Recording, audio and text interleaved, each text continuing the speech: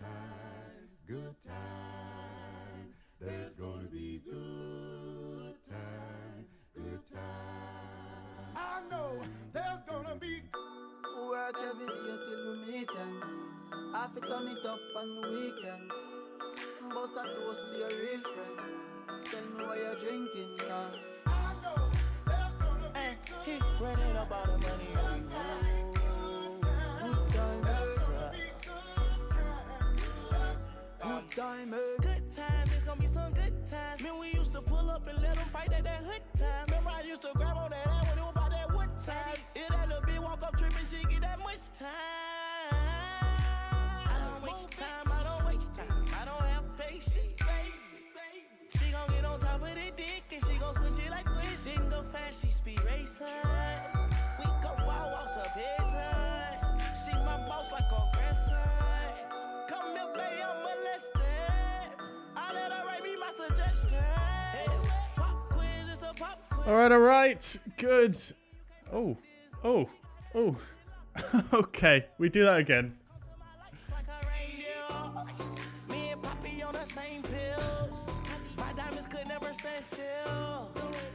All right. Good. What is going on with this transition there?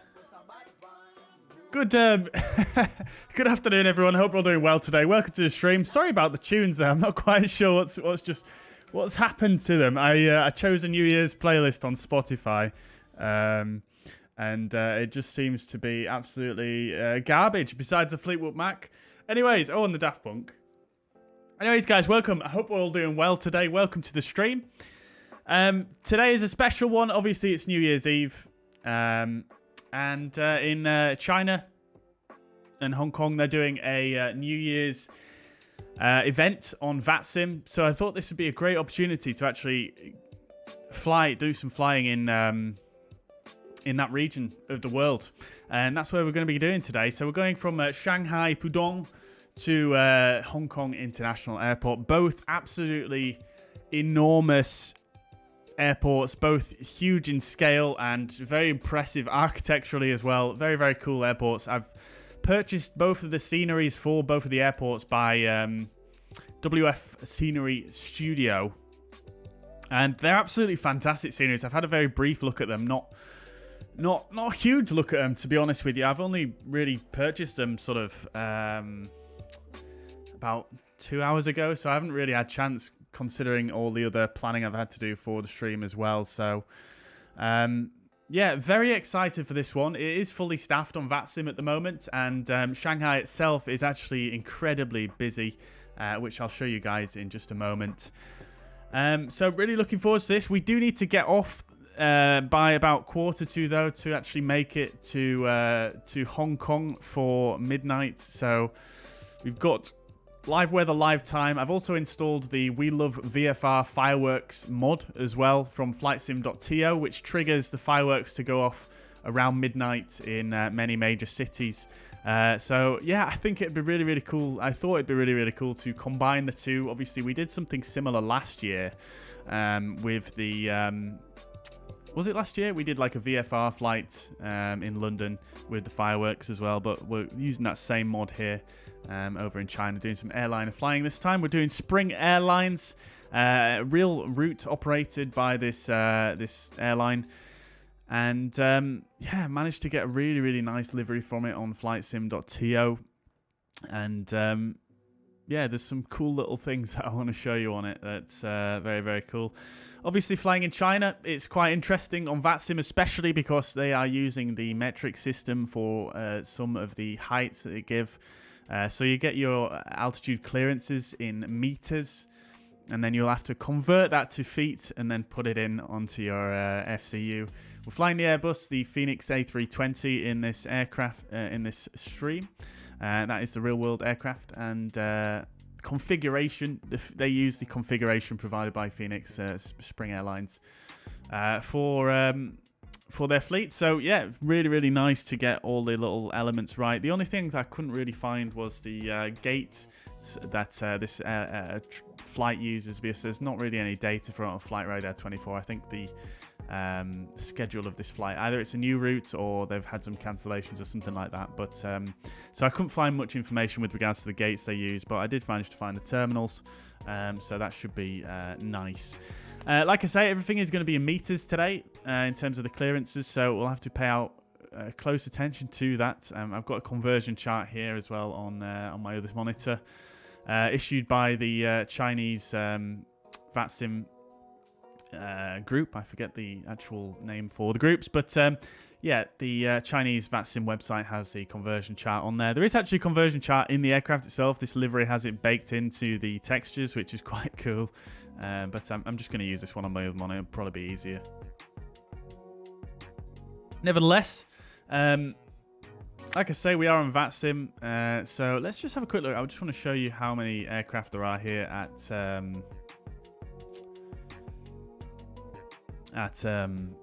Shanghai, where we are currently. So let's bring up the fuzz pad and we'll zoom in a bit. So as you can see, this whole region very, very highly staffed at the moment.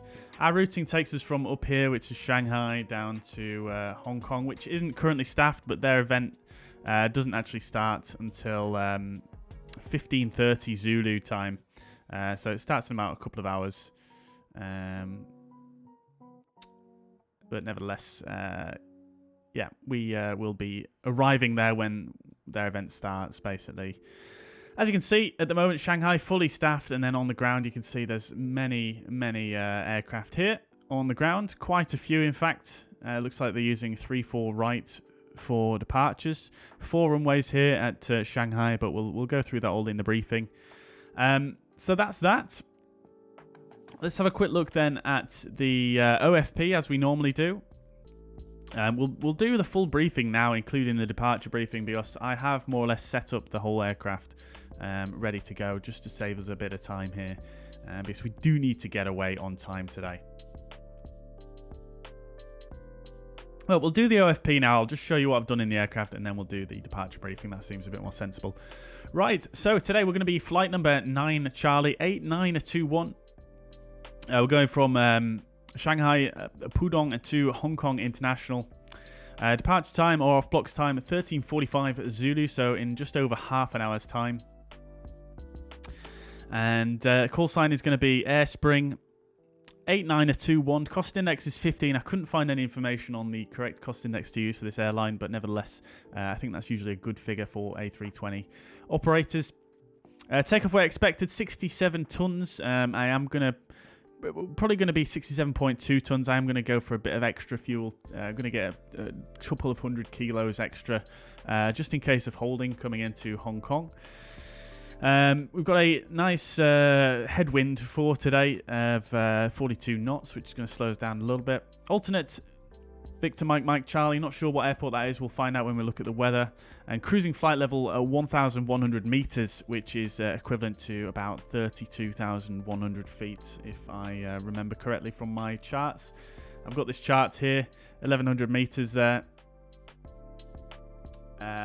Looking at 36,100 meters, not 32. So that's that. Block fuel 8,931 kilos, but I'm going to request 200 kilos extra, so 9.1 required for the flight today. We're expecting 3-4 right here at Shanghai on the HSN 92 Delta departure. I'm not sure what that abbreviation is off the top of my head, but we'll see that when we come to the charts. And then we're expecting the Abbey 3 Alpha arrival into Hong Kong on the 07 left runway. Now, coming further down, we've got 161 passengers, 1.4 tons of cargo. And coming a little bit further down, just a quick look at the weather here. I don't think there's anything really too major going on at the moment. Yeah, everything looks pretty good. It's quite cold here in Shanghai. And reduced visibility, but nothing too crazy. As you can see, wind here in Hong Kong reported in meters per second. So 1 meters per second at the moment. Quite cold, 1 degrees, but yeah, nothing too crazy to write home about there. Not even going to bother looking at significant weather charts. There's not really any need. I have reviewed those and there's nothing to show on there. So that's the OFP. Let's jump into the aircraft then, and we'll have a quick look at the setup. But first, let's say hello to everyone. I'm just getting carried away with myself. So first of all, big thank you to my channel members as per usual. The commentator, Andy Ivy, Alistair Nutt, and Schutz, all you platinum and gold members. Thank you so much for your support. Much appreciated. And obviously big thanks to my silver members as well. Appreciate you all. Thank you so much for your continued support. We've got Erin on PC in chat. Good afternoon. Hope you're doing well. Stephen, welcome to the chat. Good afternoon and all the best to you too as well. Thank you so much. Christopher, welcome to the chat. Real music indeed, yeah. I mean, as long as I've not got adverts on my channel, I think you're actually allowed to play real music, I think. I think. But nevertheless, we are going to roll with it. It's easy for me to cut out the intro as well if I really, really need to. So, yeah, not too much of a big deal for the intro. I remember last year I had a few beers and I thought we'd put on some real music. I'm not having any beers this time, though. So, commentator, welcome. Hope you're doing well. Good to see you. Welcome, welcome. Dead STK, welcome to the channel from CYZR. That's in Canada, but I'm not sure where exactly. Welcome, nevertheless. Hope you're doing well.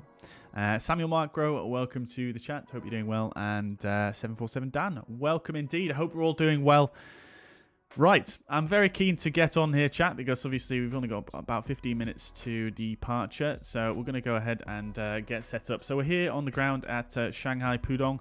Huge, huge airport, and this scenery, I've not really had a chance to look around it, but on initial impressions, it is very, very good. We're not going to do too much of a look around here at the moment, though, because I do want to kind of get underway here. But as you can see, very impressively modelled and textured interiors everywhere. Nothing too crazy, but nevertheless, still fantastic. And ground textures looking good, and taxiway signage. Jetways look great. Yeah. It looks like a fantastic scenery. I think the jetways have sounds as well, which is always nice to see. Nevertheless, we're going to crack on. We've also got this nice little, you might have seen in the thumbnail for the video, we've got the Shanghai sort of signage there, which is always nice. We'll see some more of the airport on the taxi out, no doubt. But nevertheless, what we do need to do is currently get going with things. So let's jump in to the flight deck then, and we'll get set up. So, as you can see, we've got this livery which has been customized internally. It's got all of the interior done, which is very, very cool to see. Even got all of the details here on the back of the seats, and some literature there in the pockets. I think it's reversed on that side, so we'll come over here and have a look. Very, very nice indeed. And then coming over here, back here, we've got even customized catering trolleys here as well. And I don't know if you notice as well, I've got this signage at the front. It's very, very good, this livery. I'm very impressed. And jumping into the flight deck then. So, jumping into the flight deck, we'll jump in here and we'll just close that. We've checked the circuit breakers already, but if we swizzle around here, we've got these rather fantastic looking chairs. Now, I have seen a picture of their real A320s for this airline, and they do in fact have this pattern on the chairs, which is quite amusing. And also, yeah, it's a bit interesting, isn't it? Right, okie dokes. So, we've checked the circuit breakers up above. Let's then jump in to our seats, and we'll go ahead and get this pulled forward, shall we? Oh, baby! Since when was there a sound for that? I did not realise there was a sound for that. Anyways, that's that done. Looking good there. Right, fantastic. Before we get going any further, we'll just open the door. Let's do that one. And then I think we're about ready for boarding, so let's start the boarding process. It's going to take 27 minutes to do it in real time, so we are going to be a bit late. Now, decision comes whether I go fast time or real time. I think we do fast time. Let's just do fast time, just because I want to be on time. And what we'll also do as well is we'll start GSX to do the boarding process as well. We should also have the refueler out here, which is underway by the looks of things. Well, at least it should be. Let's have a look. Need to use my Xbox controller for this, really. But yes, refueling is underway. Very good. Love to see it. Right, okie dokes. So, crew's already on board. As you can see, everything is more or less already set on the overhead. Everything looking good. No white lights. I've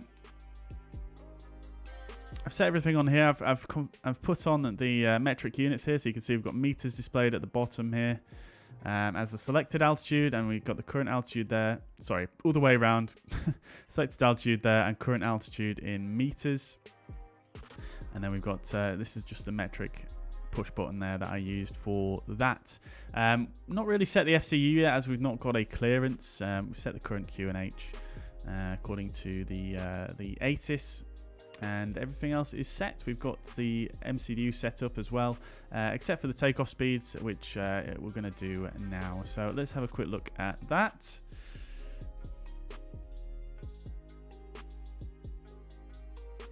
So, in fact, we'll request our clearance first, because it might be a different runway. So let's do that. I'm going to turn the music down now. And we need to speak to the delivery controller. So that's going to be on 121.950. Now, I've never been on VATSIM before in China, guys. So you may have to cut me a little bit of slack. There might be some slight blunders here and there. 121.950. Right. Okie doke. So let's get the current ATIS. But I'm just going to do everything as I normally do, and hopefully that should all go smoothly. So we've got the ATIS at 1300 Zulu, which is fine. Departure runway 34 left, 34 right. Wind calm, visibility 6,000 meters, no significant clouds rather. Temperature is 3 degrees, dew point 0. QNH 1033. Information mic and confirm you can implement RNAV procedures. So that is normal. That is something new. So we've got information mic. The QNH is 1033 and RNAV. Now for the departure, I'm just going to make a note here. We're expecting the Hengsha 91 Delta departure. The notation will probably depend on the runway we use. But we're expecting 91 Delta.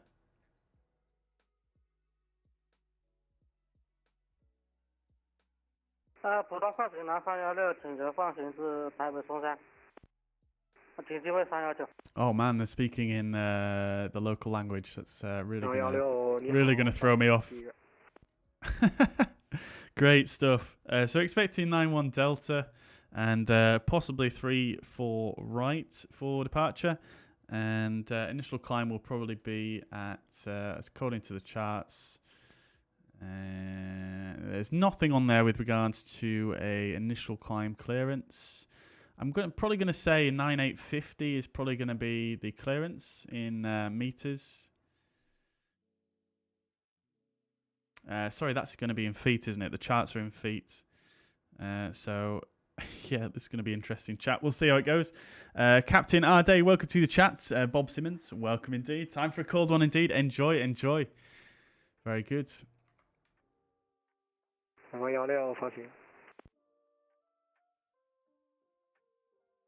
Okie dokes. Right, let's have a word with the delivery controller then. 16，16，Migo 出去 Bravo 591，高度只能3栋通或3两栋，这是接受哪个？3两栋吧。稍等。Pudong delivery radio check.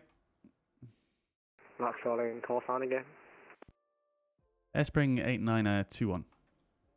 Spring 8921, welcome. Pudong delivery, which 5x5. Okay. Thank you. Spring 8921, stand 86, type A320, information mic, QNH 1033. We are RNAV capable. Request clearance to Hong Kong. Alright, the Spring 8921, send my clearance number 2. Standing by, Spring 8921. Right. Okay, we're number 2 for clearance. We're going to have to listen out. 16放行去 Romeo Charlie Sierra 跑道3-4组 Migo 92 Delta 离港，其实高度900，徐生海1栋33。 Can you guys hear the controller okay? 1.1应答机6334。 Patrick, good morning. Welcome.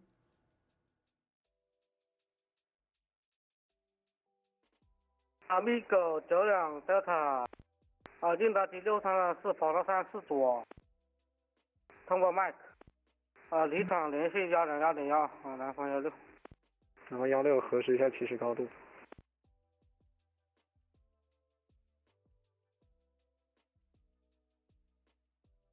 16，核实起始高度。南方16，核实起始高度。这是高度900是吧？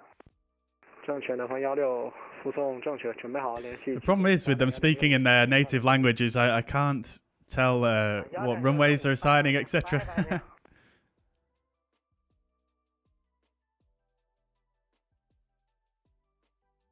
Can you see the passengers sitting in the cabin? No, you can't. You can just see them walk on, that's it.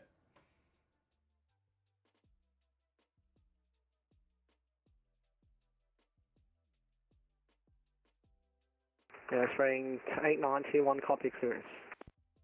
89 Airspring 8921 ready to copy. Spring 8921, you're clear to Hong Kong, runway 34 left, YID Hotel Sierra November 92 Delta departure. Initially 900 meters, QNH 1033. After departure, contact Shanghai 121.1, squawk code 6342. Information mic is valid. Clear to Hong Kong via runway 34 left, Hengsha 92 Delta departure. Initial climb 900 meters, QNH 1033. After departure, contact 121.2 and squawk 6342, Airspring 8921. Spring 8921, want to confirm that the departure frequency should be 121.1. Apologies, departure frequency is 121.1, Airspring 8921. Spring 8921, no problem. Your rebate is correct. When ready, contact the April 121.65. Wish you Happy New Year. When ready, 121.65. Thank you so much. Happy New Year, Airspring 8921. Great. Okay then, chat. That was quite a mouthful, wasn't it? So, 6342 is the squawk. And we have got a different runway to what we expected.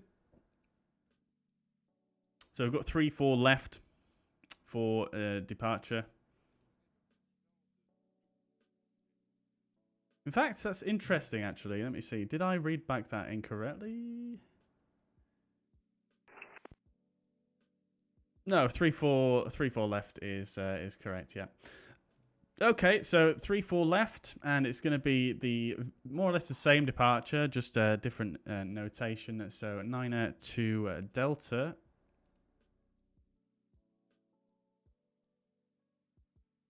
Nine two Delta departure, so we'll insert that, and that is all looking good there. Fantastic. Okie dokes, so we set our squawk. Initial climb is going to be 900 meters. Now, let's see if we can use this table here. 900 meters there, 3,000 feet. Let's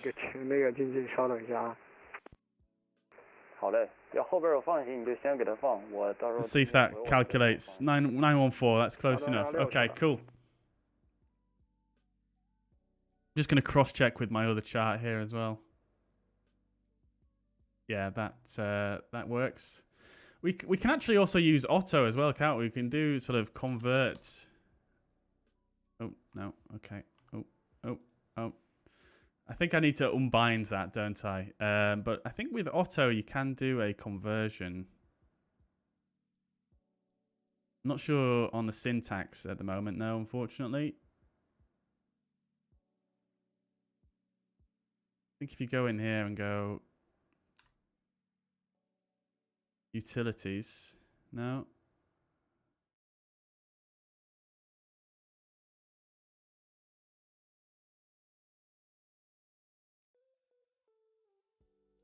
Yeah, I'm sure there is a way to do a conversion, but not sure on the syntax just yet.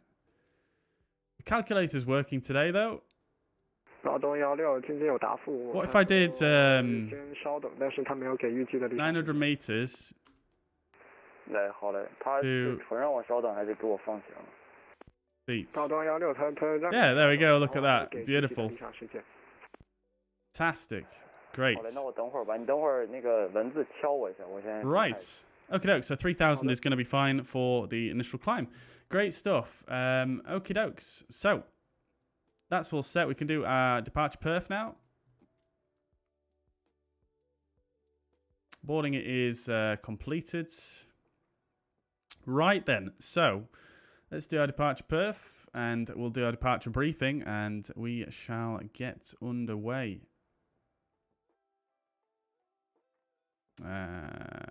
34 left.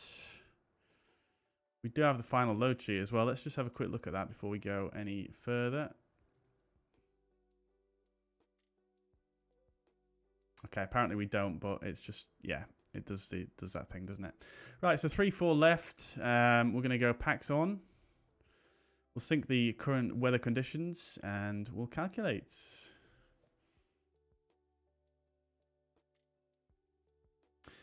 Technical Kahoot, welcome to the chat. Welcome indeed. Skymaster, Happy New Year to you too. Welcome indeed. Patrick, this is the Phoenix, yes. Mario Luigi Gamer, welcome to the chat. Hope you're doing well. Christopher says, still don't understand how people can hear, process, and write down those clearance instructions. With great difficulty. I mean, this is my notepad. You probably won't be able to see it, actually, but yeah, there's a lot of scribbling that goes on when he's speaking there. But it's, like I've said before in multiple streams, it's more about expecting to know what they're going to say. And that is one of the most helpful things, really, for writing, for being able to do a read back correctly. So we've got 153, 155, flaps 2 down 0.1, 63 degrees.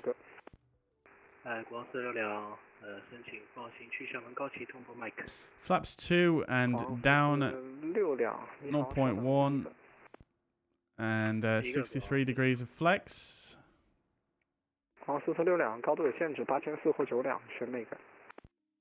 Great stuff. And then the this is NADP 2 here at this airport. So thrust reduction is going to be 1511, but we're going to do the acceleration at 3011. Sorry, NADP 1. Did I say NADP 1 or 2? Anyways, that's that. And then engine out acceleration, we shall do. Now, they usually have the engine out acceleration a little bit lower than the NADP 1 requirements, but we'll stick it to this as well. Transition altitude 89 of 50 is correct. In fact, no, it's not. At 1031 hectopascals or above, it's actually 10830 for the transition altitude. That's in feet. So, okie dokes. Let's go ahead and do the departure briefing then, because we're more or less set and ready to rock. I'm just going to bring up my... oops, not that one. I'm going to bring up the checklist real quick. 航446辆放行去厦门高起跑道34左舟山9辆 Delta 离港，即时高度900，小深海是1洞33，离场联系上海经济121.1，应答机是63洞5，通波。Right, so cockpit preparation checklist. Gear pins and covers are removed. Fuel quantity is 8.9 tons.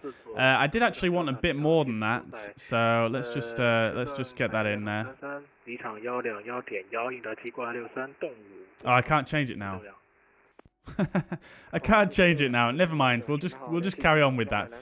That's fine. I'll have to change my NIT B then. So 8.9. Right. So gear pins and covers are removed. Fuel quantity is 8.9 tons. Seatbelt signs are not yet on. We've only just finished refueling really, but we'll get them on now. DIRs are in nav. Bar-ref is set to 1033 on all sides. Looking very, very nice indeed. So let's just quickly, I've realized I've not filled out my init B properly here because I'm rushing at this point.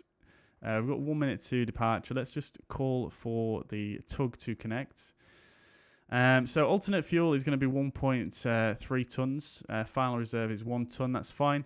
Route reserve is 0.6 and the trip 5.5. That's about accurate. And then the taxi fuel 0.2 is fine. It sounds like the traffic is flowing quite well at this airport currently, so that's fine.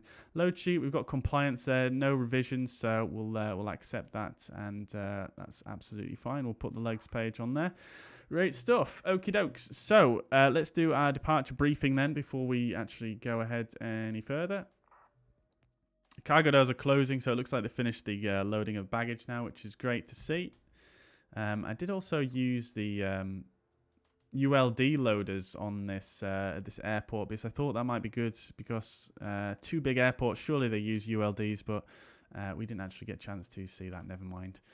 Okie dokes. Right, so let's do a departure briefing then before we go any further. Right, so we're currently at Shanghai, Pudong, Terminal 2. We'll zoom in a bit and have a bit of a closer look. We're going 3-4 left, so down here. So having a closer look, as you can see, this airport is absolutely massive in size. We are here, Terminal 2. We're at stand 86, so we are right here. So obviously we're going to get pushed back facing to the south on Lima 06. And then we'll probably get a taxi. It's going to be very, very interesting to hear the taxi clearance here because there's lots of different numbers and letters. So it's probably going to be a taxi Lima 06, Lima 07, and then a right turn onto either Whiskey or onto... Oh, God, there's multiples of Whiskies here. So right turn maybe onto Whiskey 6. Probably not, actually, no. It might be a left turn onto... I'm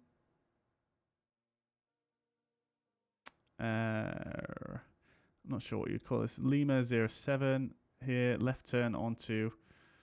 I guess this would be Romeo... No, it wouldn't be Romeo 4, would it? Alpha Hotel 7, that's it. So it'll be Alpha Hotel 7. And then potentially Romeo 4 down Echo. Something like that. Or down Foxtrot. Something like that will be the taxi out. And then obviously following that down to the holding point for runway 34 left here.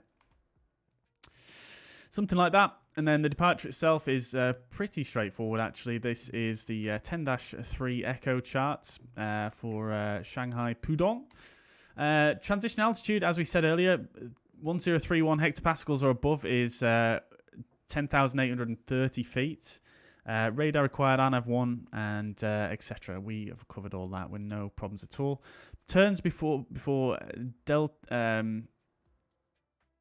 end of the runway are prohibited.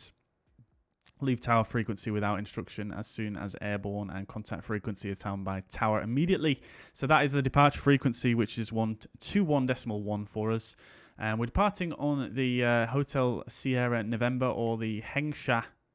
Oh, it's not Hengsha, is it? I read that back wrong. My bad. It's Zushan. I read that wrong, didn't I? When I did the readback, he must have. Yeah, when I just glanced at this earlier on, I saw Hengsha and H, and immediately thought that was the call sign for the. Because usually when you have the 3 letters abbreviation here on a departure or a arrival route, it's usually based on the terminal. A terminal fix is usually at a VOR, which is generally expanded, like this. So, oops, never mind. So it's the Zushan 92 Delta departure, or Hotel Sierra November 92 Delta ANAV departure. So we're departing 3-4 left, so basically going to climb out to 500 feet and then take a right turn out to Hengsha. Max 250 knots there, and then a right turn, another right turn. Minimum altitude at Papa Delta 510 is 9,850 feet, and then another left turn out to Ninas, and then right turn Ponab, and then right turn to Zushan. Minimum flight level there is flight level at 256. And then we've got our conversion table here as well, which we don't need to worry about too much. So that's the departure. Let's get cracking, shall we? Let's start the APU first. That'll usually be helpful. There we go. So we're currently 4 minutes late. 5 minutes late now. Right, so we need to speak to ground on 12165 for clearance. 12165, and we'll be passed after that to tower, which I'm going to pre-select here, although we have multiple tower frequencies, so I'm not 100% sure which is going to be which. So tower runway 34 left is going to be 1184. So we'll pre-tune that one as well. I'm just checking that on the charts.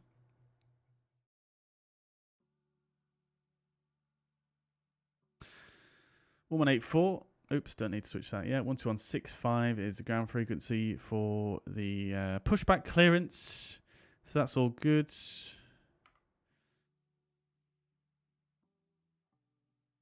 They are connected out here. Love to see it. APU is a veil. Right, we're not going to wait for the APU to warm up necessarily today. We're just going to crack on with things here because we could do with getting a bit of a move on.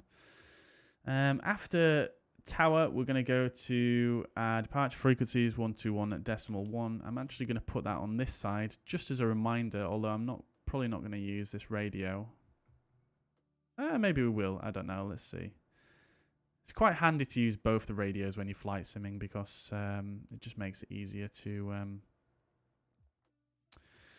switch to certain frequencies. So I can just do that then to switch to the departure frequency. Much easier. Right. Okie dokes. So let's get our pushback clearance in.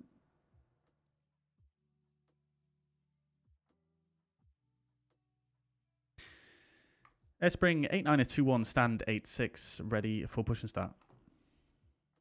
Airspring 8921, hello. Pudong apron, pushback and start up to put. Face runway 34 left. Push and start approved 34 left, Airspring 8921. Right, lovely stuff. So before start checklist, parking brake is currently set. Takeoff speeds and thrust. We've got 5.3, 5.3, and 5.5. 63 degrees of flex. Windows are closed, and the door. We'll get that closed now as well. All the other doors are closed, and the beacon light will go ahead and stick on. Lovely. Let's go. So we want to go nose to the right.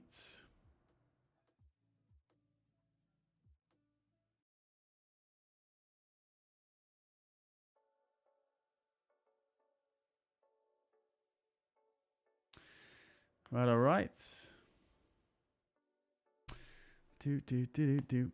Aviator MK, welcome to the chat. Am I using the fireworks mod? I am indeed. Yes. Alistair Knott, welcome to the chat, dude. Hope you're doing well.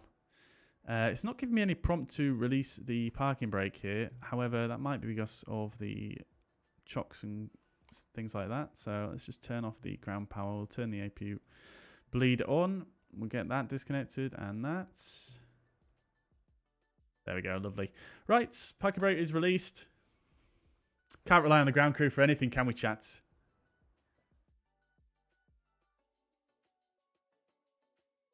Oh, apparently the parking brake isn't released. Okay, that's my fault. I think we're the only one on this apron, so I don't think we need to worry too much about holding anyone up. What's this touch pointer? I have no idea what that is. Right. Oh, and that just reminds me to just do that and that as well.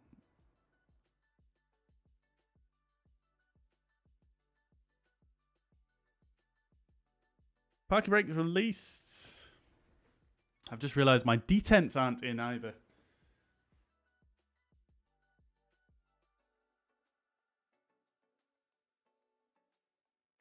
Would be helpful for the Airbus. I had so much to do to prepare for this flight. I completely forgot about that. All right, so engine starts on engine numero 2. Engine mode selected to ignition start and engine 2 start. 浦东机坪晚上好，国航9号拐绿码东4前到。 Why did that not 国航 work? 9号拐继续往前跑吧，4立马东4，机位23号。 SPAD.neXt is not running. Okay. 跑吧4绿码东4，机位23，国航9号拐。 Crikey. That was loud. SPAD.neXt, where are you? I don't think this aircraft has an assigned profile. That's probably why. There we go. Right, engine start number 2 then. Look at this fantastic terminal though.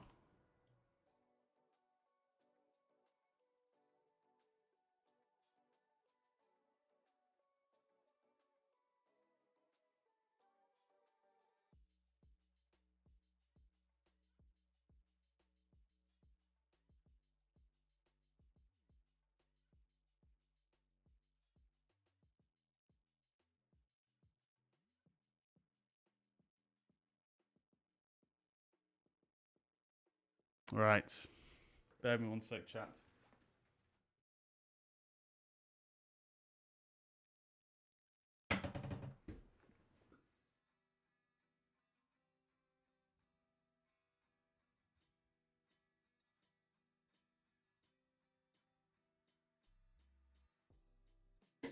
Don't you just love it when your wire gets trapped in the wheels of your chair?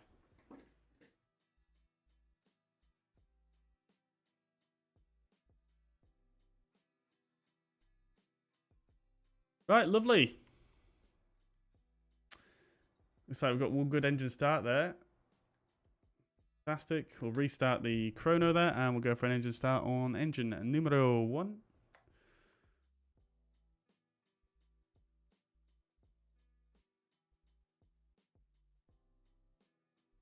Whilst I screw in these detents to my throttle quadrant.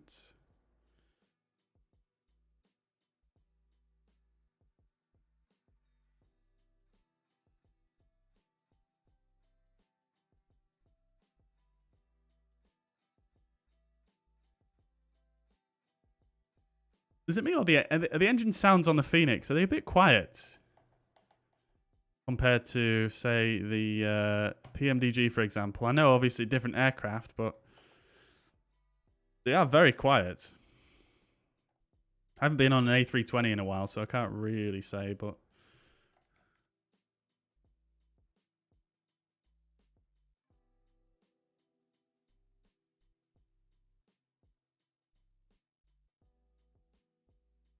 Right. Okie dokes. That should be good. Two engine starts. There we go. Engine 1 is availed. Great stuff. We'll restart the chrono here. Start the elapsed timer. Right. Engine mode selector 2. Ignition starts. We'll get the transponder 2 on. We'll arm the spoilers here. Set the flaps to 2. Everything else looks good there. Weather radar will leave off for now. Auto brake can go to max. All back from this. Echo 6 Bravo Hotel on Echo request. Great. APU bleed off. APU master off. China 6 Bravo Hotel, into taxi via Lima. After start checklist, anti-ice is actually we are going to use anti-ice, aren't we? I didn't account for that in my calculations. That was smart, wasn't it? I completely forgot to look at the temperature while I did those. We'll turn engine only on and we'll just recalculate that. 5353, 54, slightly lower V2 speeds, and everything else is the same. Flex of 53.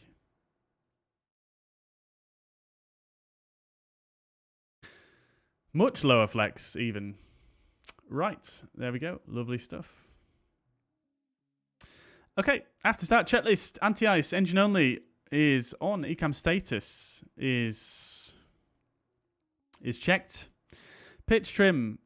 We want down 0.1, which is set. And rudder trim is neutral. After start check is complete. Someone asked earlier on about how do you work out the takeoff trim for the Airbus. Now, it tells you here, down 0.1 is the trim setting there. THS, trimmable horizontal stabilizer. So that's the trim setting, and you put it in there as a reference, and it will bring up an ECAM if you don't set it when you are trying to take off. However, it isn't. I believe, to my knowledge, it isn't actually required to set it in an Airbus. It's not going to make a difference if you don't set it, because it will start to set the trim itself once you actually initiate takeoff roll. What have we got down there? We've got, oh, it's a white aircraft. I was hoping it'd be something we've never seen before. Right. Yes, Chris, though, the chairs are pretty horrid, aren't they? But apparently that's what the real aircraft is like. Very interesting decision there by the company. Right, let's request our taxi clearance then, shall we? Airspring 89021, request taxi.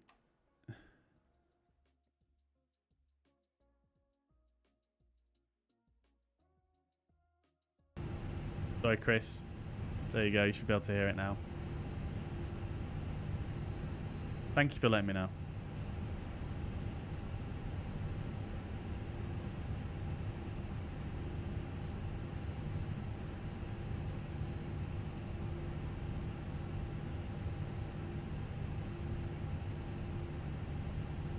This guy just gone offline or something? 12165.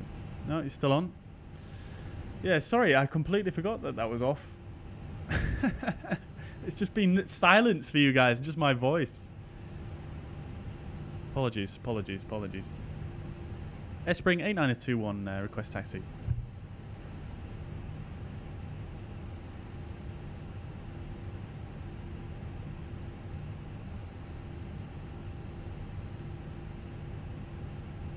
Huh? Hello?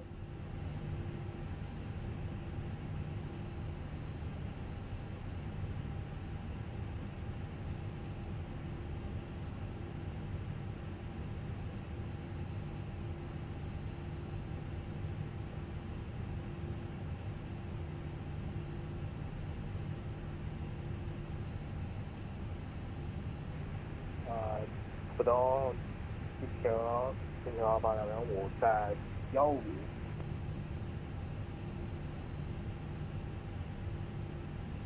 That's someone else calling for a clearance.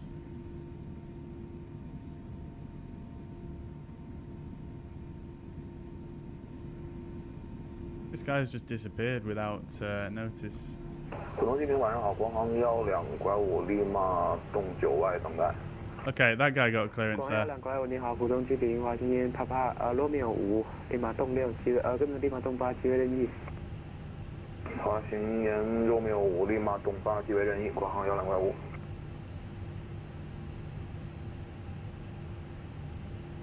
Put on ground at Airspring 89021, request taxi.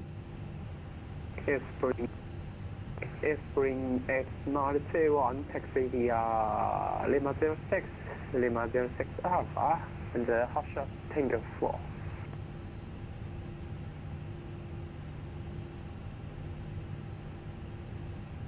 Say again for Airspring 89021. Airspring 89021 Pudong Addon taxi via Lima 06 Alpha and the hot shot Tango 4.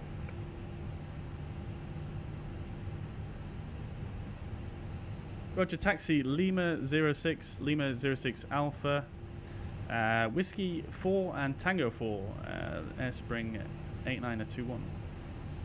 Airspring 89021, your hot shot Tango 4.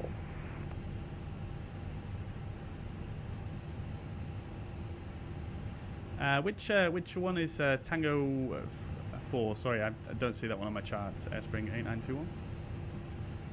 Airspring 89021 is near taxi area Lima 06 Alpha, and the hot shot 51 is okay.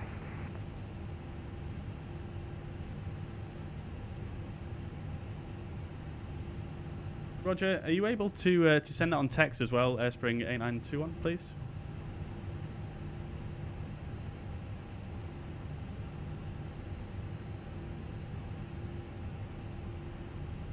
Airspring 891 and standby. Thank you. Yeah, I'm not sure to be honest, which taxiway he's saying there. So I can see Lima 06 Alpha, and I see Tango 4, but I'm not sure what he says in between that. So we've got Lima 06, Lima 06 Alpha, which bears off to the right down here. So this is Lima 06 where we are currently. Lima 06 Alpha down there. Unless he's saying...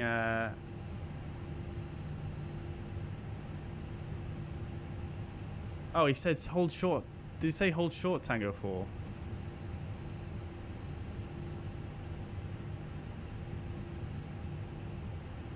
I think that's what he said, wasn't it?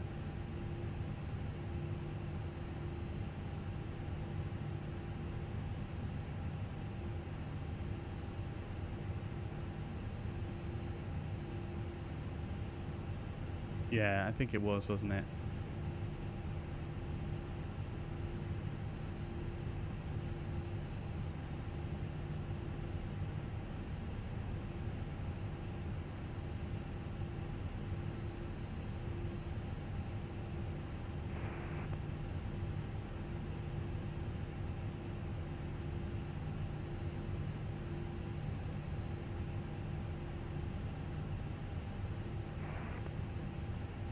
There we go.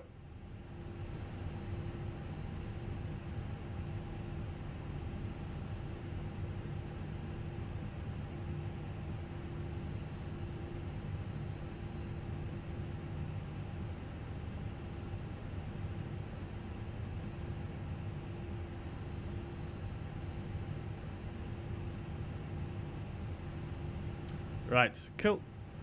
Let's go. Oh, we need to set the parking brakes so they can disconnect. Right. Captain Alex, welcome to the chat. Hope you're doing well. Welcome indeed.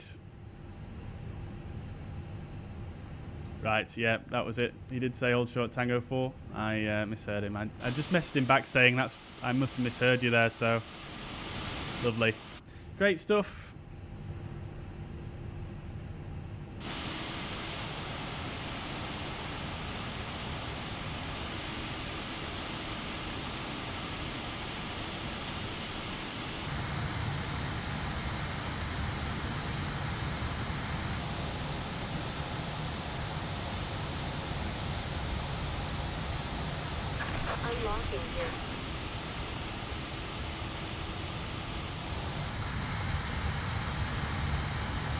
I'm not sure why it brings up flow when I use the Xbox controller. It's rather strange.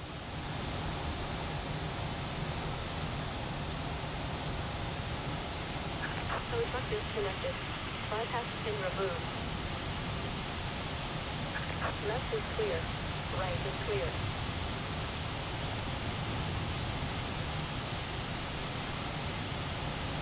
Right, we're clear.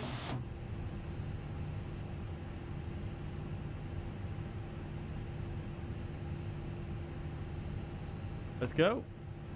I'm just going to ignore that warning there. I'm pretty sure they're out the way. I can see they're out the way.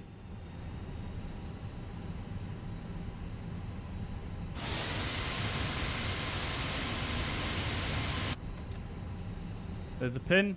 See ya!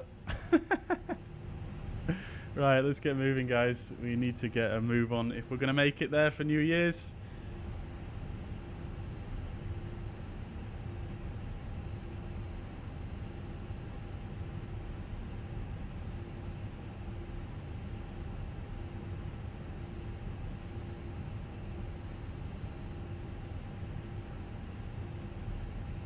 Right, so Lima 6 Alpha is here to the right here. It would probably help if I got the taxi lights on as well, wouldn't it? So I can see where I'm going. You can see Lima 06 here. I probably missed the ground marking for 6 Alpha because we didn't have the lights on, but nevertheless, we're fine. I'm a big fan of this scenery though. I do like it. The ground textures are looking very, very nice. Probably going to bump up our cost index as well once we get in the air chat because we are, oops, rudder pedals clearly have some deflection going on there. Right, so taxis, taxi checks. Let's do flight controls checks. So full left, full right, and back to neutral. Full up, full down, and back to neutral. Trying to do this while taxiing is probably not the greatest idea. We've got Tango 4 coming up here. F921, contact Apron on 122-06. See you next time. Bye-bye. 1226, thank you so much for your patience. Happy New Year. Bye-bye.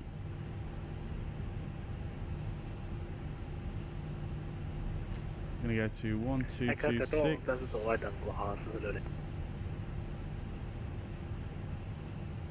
And we're holding short here.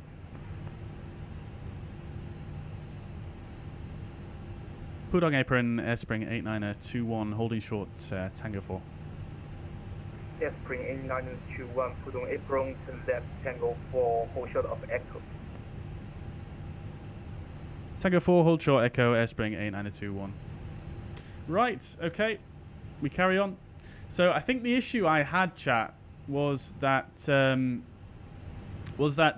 on the charts it looks like Tango 4 is much further away than it actually is. There's another taxiway, Lima 07, which is actually behind us currently, that goes off to the left there, which I mistook for being basically Tango 4 on the charts. So that's why it was so confusing that he said hold short Tango 4 there. So we're going left Tango 4 here.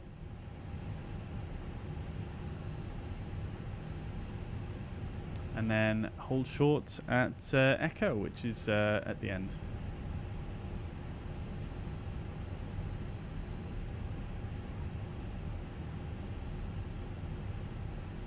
Is there a VATSIM event at Pudong? There is indeed, yes. There's an event at Pudong and at Hong Kong. Got all these taxiway signs. Craziness. They're massive as well. I love it. I don't know if the developer's done that intentionally or whether they're actually like that at the real airport. We've got a... What is that over there? We've got a 777 Air China.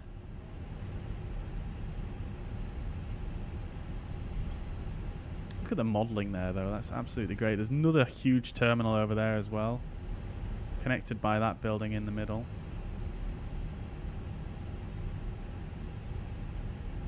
Where's the runway for the departure? 34 left. We need to hold short Echo. Wow, you can see these signs miles away. Echo is this one here.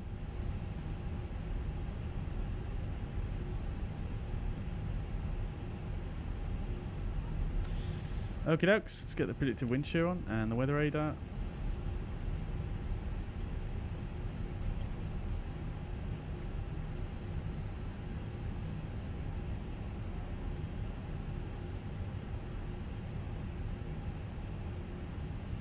Airspring 8921, contact from 121.8 today. Have a nice flight. 1218, thank you. Happy New Year. Airspring 8921.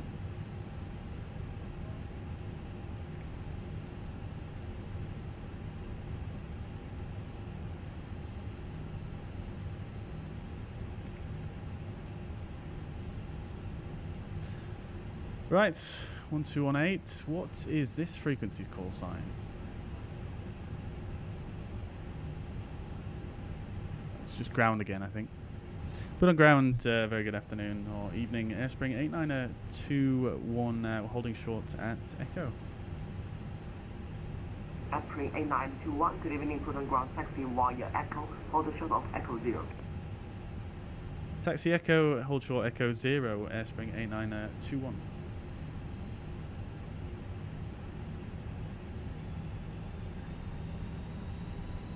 Echo 0 is by the runway, so we're continuing on now. Echo is to the right here. Oh, yes. 747! Let's go. Blank livery, though, unfortunately.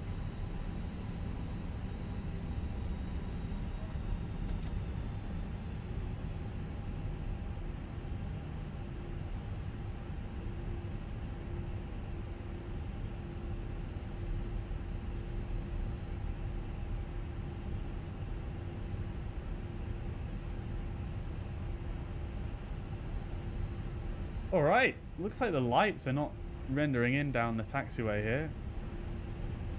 So many different lights here, it's absolutely mad. 2 aircraft down there.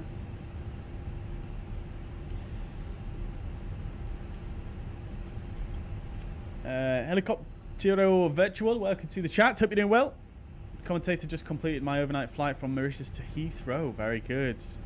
12 hours 33 block time. Crikey. Decent landing as well. Love to see it. What aircraft did you do that in? Nico, welcome from France. Hope you're doing well. Don't know if I welcomed you already, but welcome indeed. Captain Alex says, if you're in China, I think there is New Year's nonsense for them. They have other calendar. Yeah, that is true. Yeah, but I mean, it's a New Year's event. They called it a New Year's event on VATSIM, and I've had a few people say Happy New Year to me. So why not? Why not partake? Mark Burgess, welcome to the stream. Hope you're doing well. Hope you had a great Christmas and best new wishes for 2023. Thank you so much. Thank you, and I hope you do too. I hope you recover from your man flu, and yeah, I hope you enjoy the stream nevertheless. That's an A320 that couldn't render there. I must have forgotten to enable my liveries. Right, so let's do some checklists. Taxi checklist. Flight controls are checked. Flap setting is config 2. Radar and predictive wind shear are on an auto. Engine mode selector is in norm, and the ECAM memo takeoff and no blue. Taxi checks complete.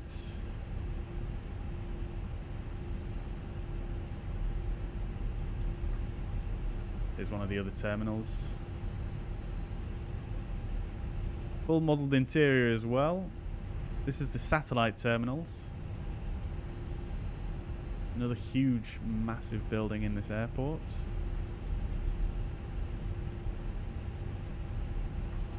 Spring Airlines have quite a presence here, don't they? Unless he's only modelled one set of textures for those stairs there.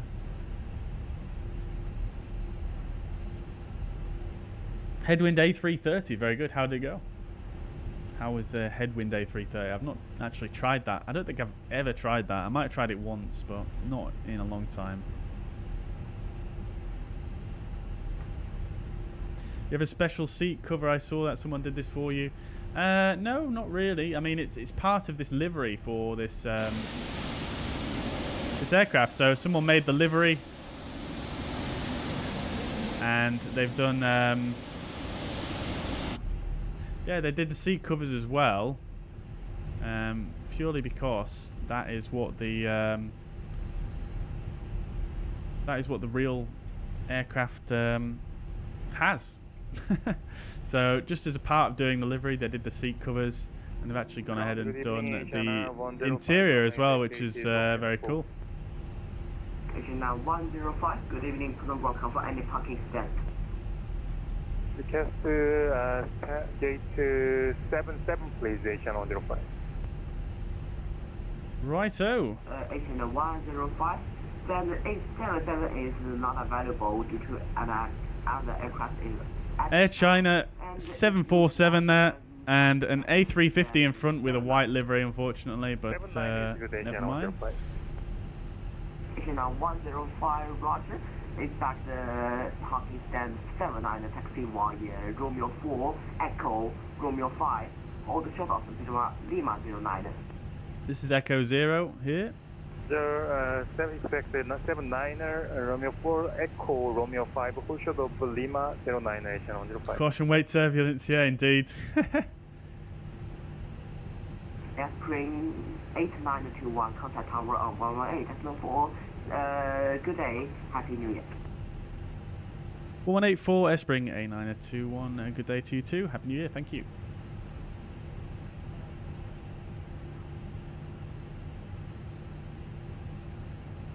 Complete this turn, and then we'll switch frequencies.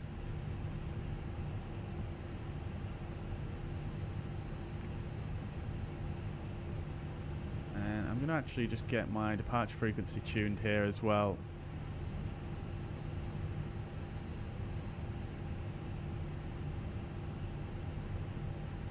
Pudong Tower, Espring 8921, holding short, Echo 034 left.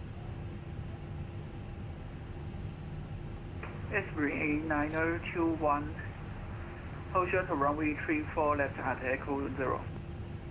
Hold short, 34 left at Echo 0, Airspring 8921. Lovely, we're going to get to watch this Boeing at 747 do a takeoff here. Love to see it. That's another player on VATSIM. Love to see it with the FSLTL model matching there.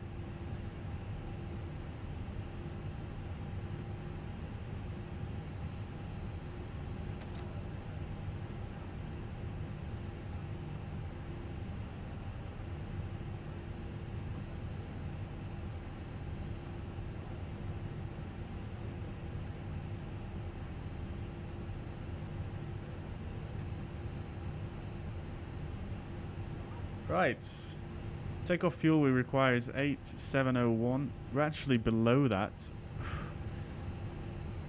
That's not good, is it? We really probably couldn't take off in this instance, but we know we're not going to divert. So,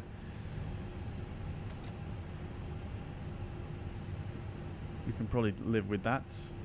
If we wanted to be really strict, we would probably have to go back to the gate and refuel right now, but we're already late. Come on now, chat.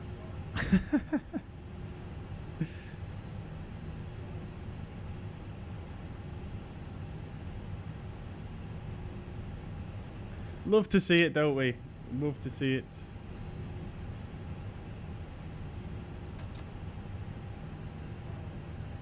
高446中心，普通地面进风跑道34组，可以起飞离地包。34组飞起飞离地包，国航4462。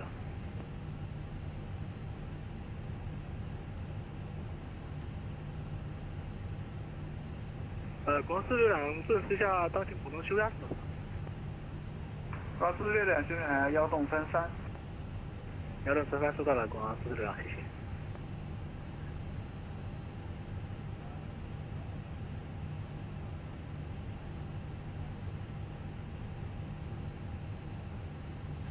Vacuum rate set.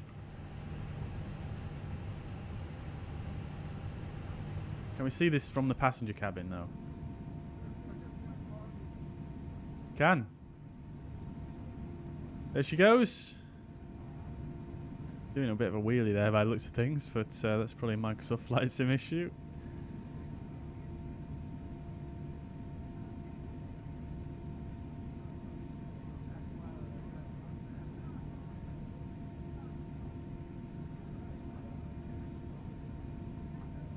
There she goes.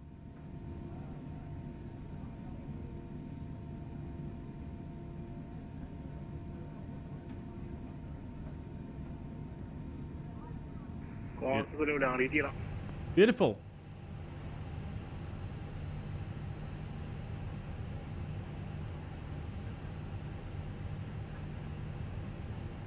Chuts, good afternoon. Welcome, dude. Hope you're doing well. Are New Year's fireworks reproduced in the simulator? Yes, they are actually with a mod. With a mod. There goes the 747. Probably doing the same departure as we are, so we can probably expect to hold for a little bit longer here. As has got a right turn as well.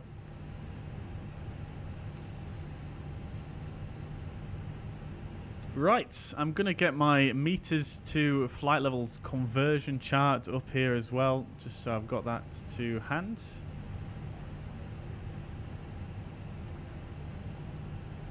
Because we are going to get our... We are going to get our...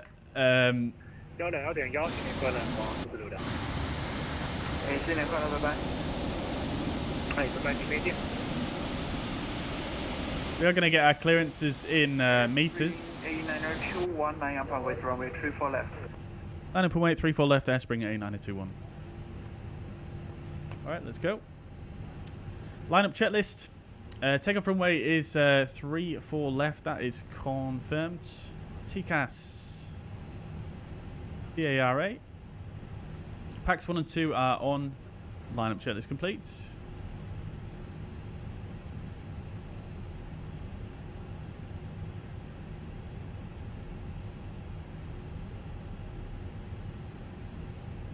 Do you have a converter integrated into the bus? Well, this livery actually has a conversion chart baked in here as well, but it's just easier for me to look at the opposite my second monitor. 34 left. Get the strobes on.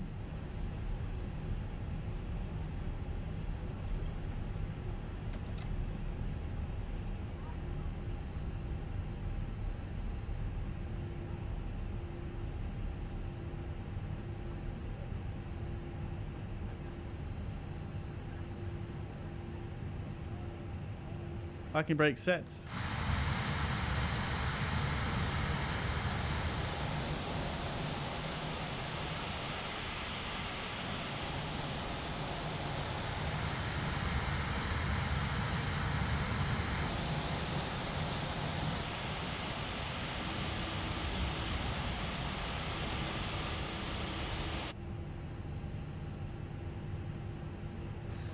Okie dokes. We are ready to rock and roll, chats. Just waiting for our takeoff clearance now.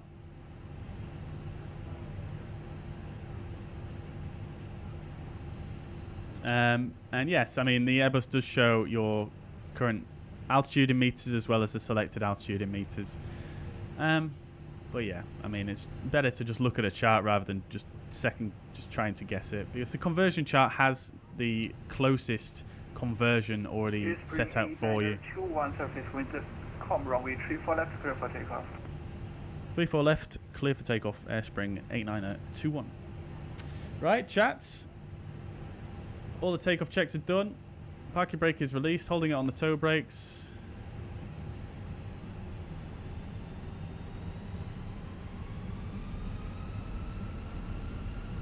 Start the chrono. Let's get the landing lights on, shall we? Engines are stable. Up to flex. Man flex 53 SRS runway. Auto thrust is blue. Wind is calm. We shouldn't need too much rudder here.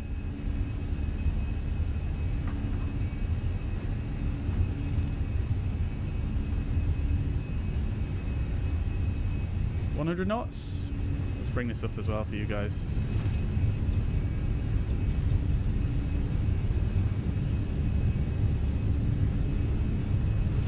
Much rudder there. V1 rotates.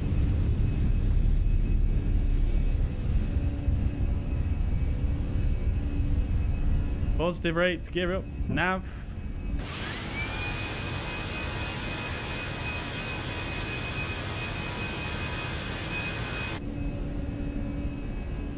Alright, let's go to our departure frequency.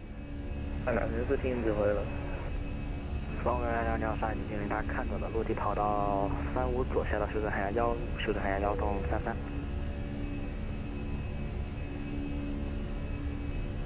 确认一下修正海洋多少？东方512了。东方512。Leave a climb. 155修正海洋155。Thrust climb, auto thrust. 现在修正海洋155落地跑道35左，修正海洋163，东方5122。 Pudong departure, Airspring 89021, passing 680 meters for 900 meters.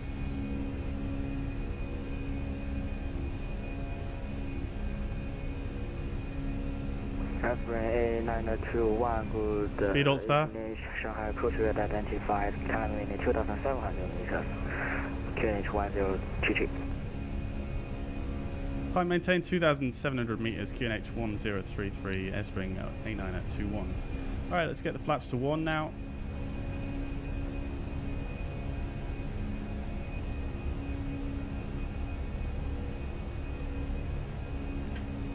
AP2, flaps to 0.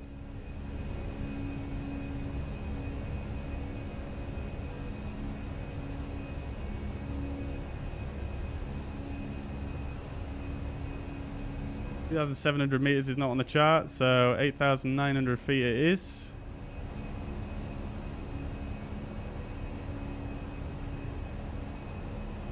Lovely. Right, let's get the spoilers disarmed and the nose lights can come off. Bravo 东6正使我还航向1.2度。Bravo 东16正确线保持航向1.2度。 Beautiful.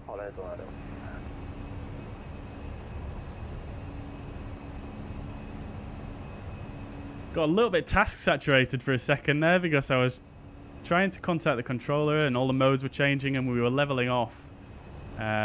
Because there was so much chatter on the frequency before I contacted him, I wasn't able to contact him before the level off.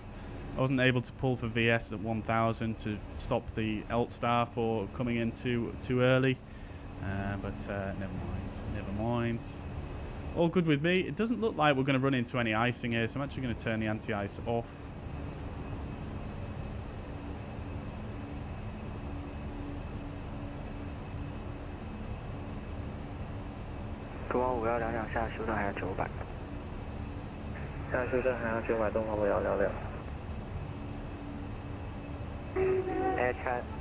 Correction, Shanghai Coast, hello, Air China 2023, heavy 2,800 meters, descending 2,400. Just waiting for further clearance here, chat, because we're probably going to we might get some more instructions. Beijing control will get passed to next on 133075. The runway 24 run descend, maintain 1,200 meters, Air China 2023. Approach Air China 0277. Alt star. Air China 0277, Shanghai approach with contact. We'll reset that chrono. Left descend to 1,500 meters. Landing runway 35 left descend, maintain 1,000. I'll catch up with the chat messages in a moment, chat. 1,500 meters. Okay, descend and maintain 1,500 meters, Air China 0277. Airspring A2, question Airspring A921, contact Shanghai approach 127.75. Good day, Happy New Year. 12775 Airspring 8921. Happy New Year.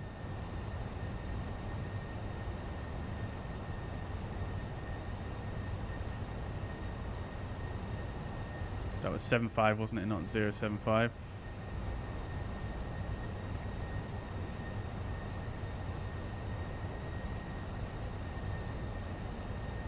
Pudong approach, Airspring 8921. We're level at 2,700 meters. Airspring 8921, good evening. Shanghai approach, radar contact. 500 route climb to 6,000 meters on standard. Then you approach to 6,000 meters on standard Airspring 8921.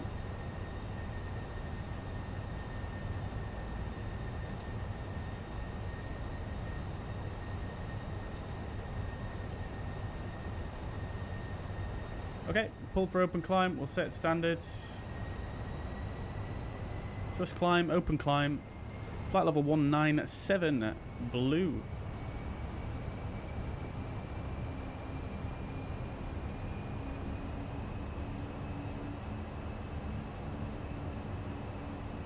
Release my crew. Let's do it. I never really usually do this, but I don't think that button actually makes a sound in this, does it? Although some airlines will use a no smoking, won't they? Right.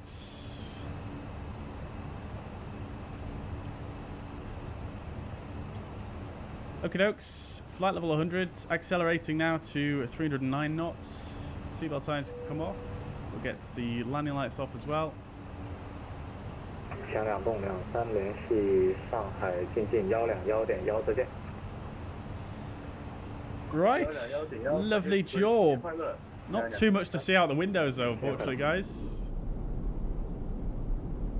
There's the coast. There's the airport down there.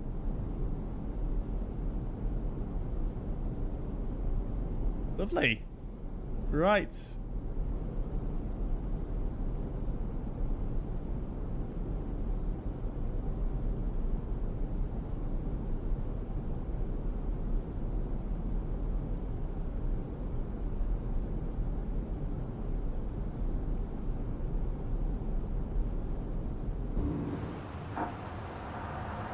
There goes the toilet. Ryan, good afternoon. Hope you're doing well. Welcome indeed. Matrasso, welcome. I hope you're doing well. Good to see you. Let's see. Stab trims was trimmed down a lot on the 747. Yeah, they were, weren't they? It's just, yeah. Microsoft Flight Sim thing, I guess.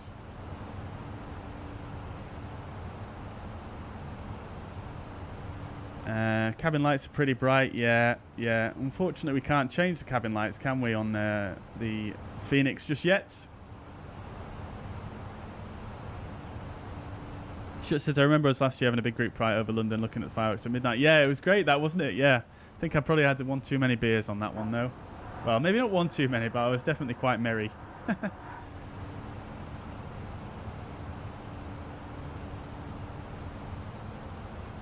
Let's see. Captain Alex says, fun fact, in some airlines such as is that Southwest or Swiss, can't remember which.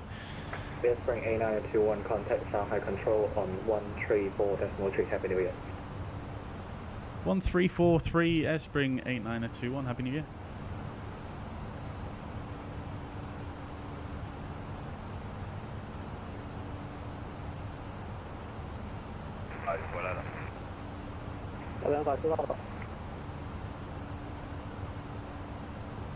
Shanghai Control, very good evening. Airspring 8921, passing passing 4,700 for 6,000 meters. Airspring 8921, hello Shanghai Control, with a contact, confidence 11,000 meters, proceed direct to Delta, Sierra Tango. Flying 1,000 meters, direct Delta Sierra Tango, Airspring 8921. Right. Delta Sierra Tango. Oof. Nice little shortcut there. And 1,100 meters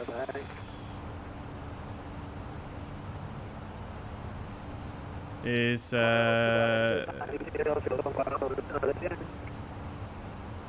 36,100. Flight level 361 blue.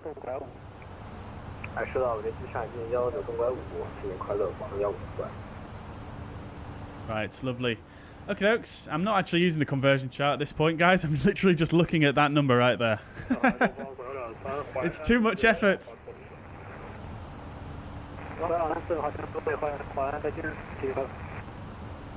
Anyway, so what was I saying? Not recommended to set parking brake on runway only for troubleshooting situation when ATC is advised. Yeah, I imagine that probably is the case. Yeah, I mean, I think it's fairly ingrained into a lot of Airbus pilots to use the parking brake all the time. It may be different. If that is Southwest, I mean, obviously they fly Boeings, don't they? So it might be a little bit different in that case. But yeah, obviously it's going to depend on the airline, I suppose. But it does make a lot of sense, doesn't it, Captain Alex?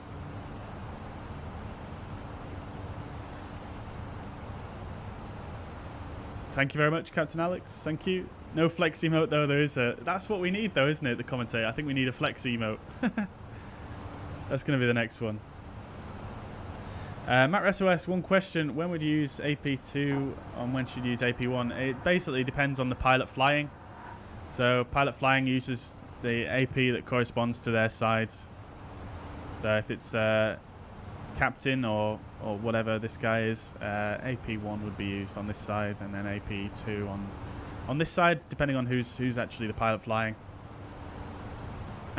Captain Alex already answered that one for you. Great stuff.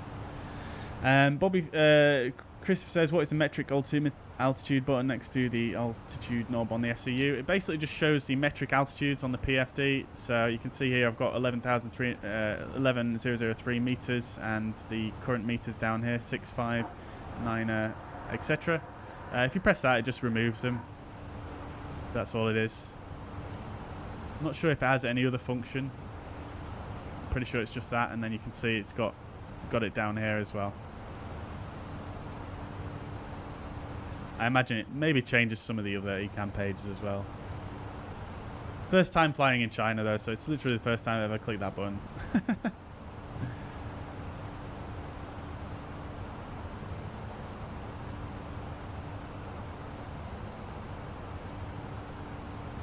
How am I seeing in the new year? Says Schutz. Family is up in Ambleside. Very good. Nice. Love Ambleside. Very, very nice. Nice little area of the Lake District. Sounds great, man. Sounds great. I don't really know, to be honest. I think, well, my partner's actually working until... she's working until... Oh, look at that. There's some fireworks going off down there already. Beautiful. 下831国航政府2声。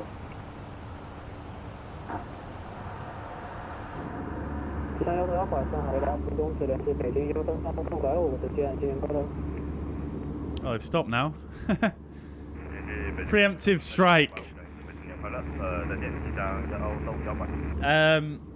But yeah, my partner's working until 11 o'clock tonight, so I'm gonna go meet her, and then we're gonna come back probably and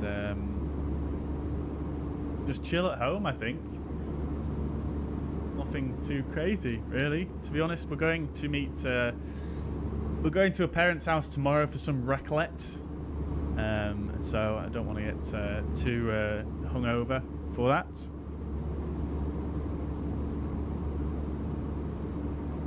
You can do it by circle, no smoking, yeah, nothing else, otherwise you are calling with the other buttons. Yeah, true. I mean, I suppose it probably depends on the airline, right? It depends what procedures they have in place. I know a lot of airlines do use no smoking, but maybe, you know, maybe they could allocate a different button at a different time for a for the same reason potentially. But yeah, you are probably right there with the no smoking. Right, where are we at here? 361, we're at 258. Looking good. Great, great, great.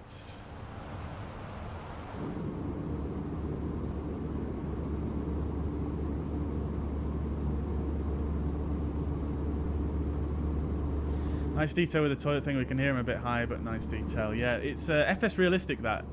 FS Realistic. I think, I mean, this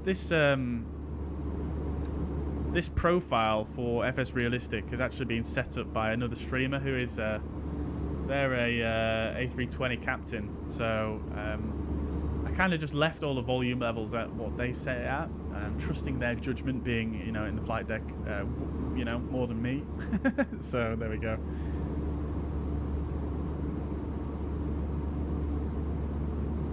What was that we can do in the EFB, Chris? Sorry, I may be a little bit behind here. Happy New Year to you too, MPS Gaming. Welcome to the chat. Hope you're doing well. Welcome indeed. Turn the music back up now, actually.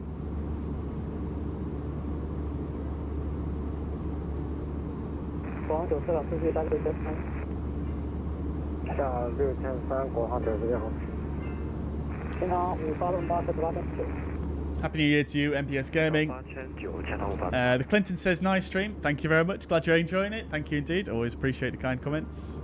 Where am I from? I am from the UK. Yeah, I'm from the north of England. Yeah. With which add-on can you see the fireworks? It's on flightsim.to. It's called We Love VFR Extra. I'll get a link for it and stick it in the chat there.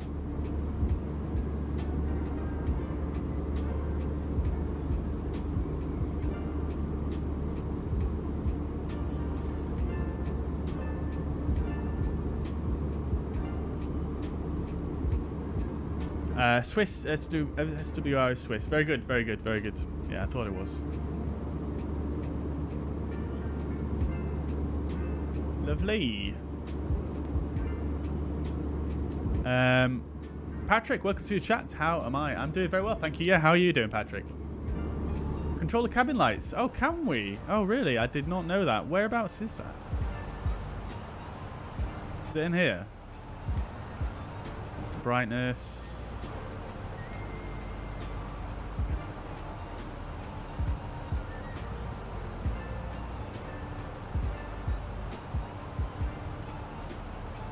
Is it in here?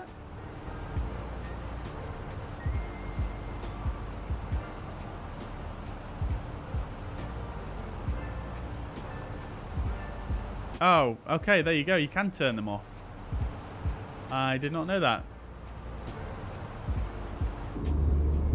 Oh, beautiful. That's so much better, isn't it? Still quite bright in here, though, isn't it?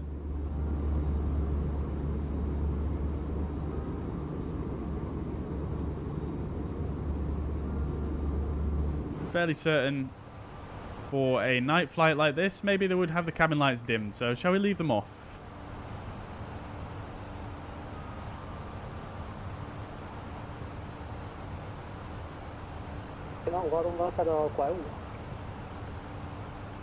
下拐5前头发动8。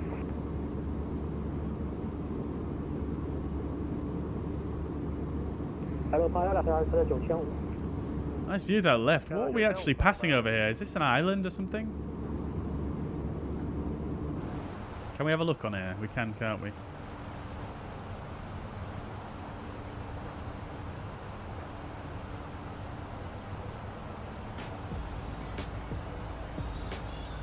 Oh no, it's not. We're just coming back over the land here.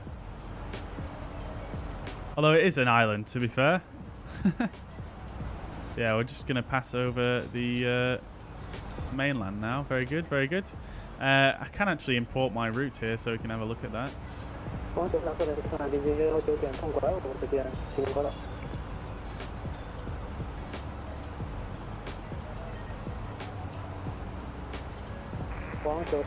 Oh, we've been given that direct, haven't we? Which cuts off all that section there. Very good.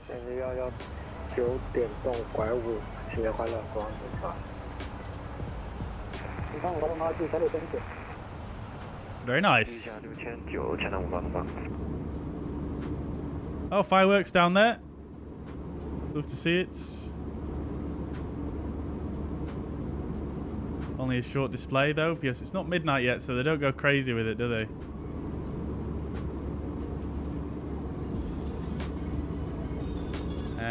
Great stuff.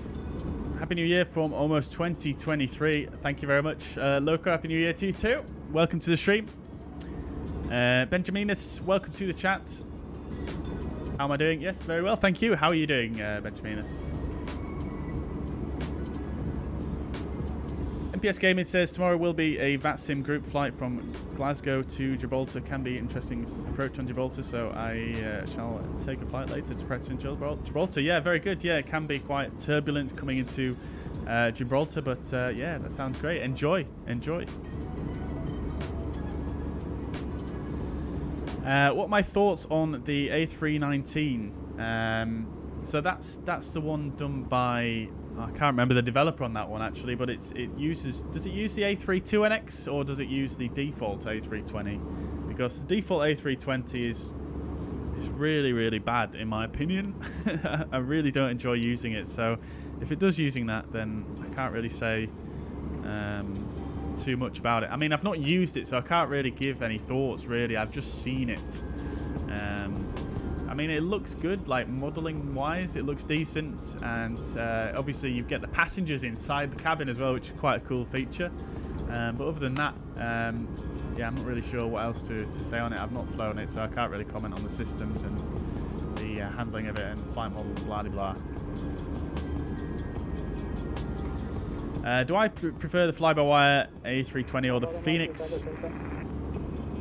I prefer the Fenix personally because it feels more complete, but the fly-by-wire is great, although I haven't flown it in quite some time. I nearly did fly the fly-by-wire today actually. I nearly did a route between where was it? Somewhere in Taiwan, Taipei, to Hong Kong in using Hong Kong Express in the A320 Neo. But unfortunately there's no good scenery for that airport.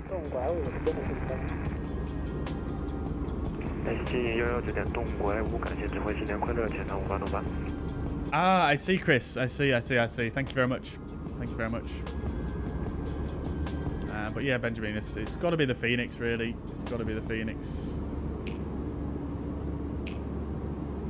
Are we flying into the new or the old airport in Hong Kong? It's a new one.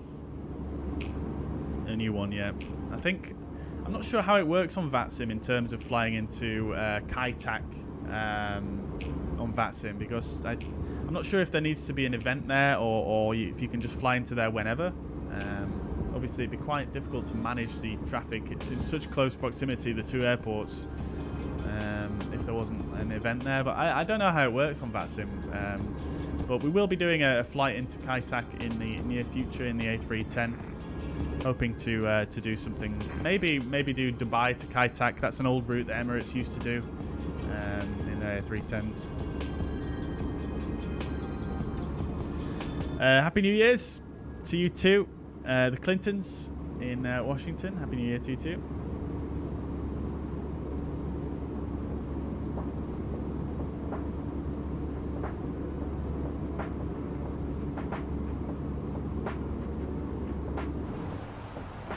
Right. Getting close to a level off here. Getting a little bit turbulent here by the looks of things.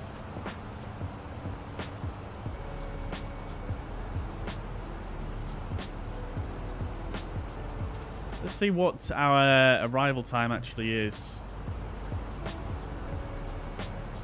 4:30. So we're going to be a little bit after New Year's, unfortunately. Not the end of the world. We'll probably still see a ton of fireworks because we're going to be flying down the coast there. What I might do though, just to try and decrease that. Oh, it's just jumped up. Crazy. Anyways, just to alt cruise. Just to try and improve that a little bit, let's come in here and bump up the cost index to. Let's go for 60.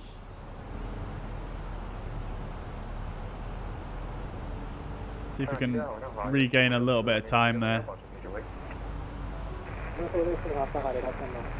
going to do too much. That headwind's really not helping. 116 knots there.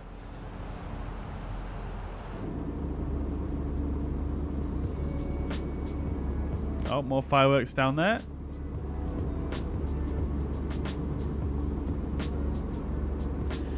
Captain Alex asks, what are your thoughts on the Fenix?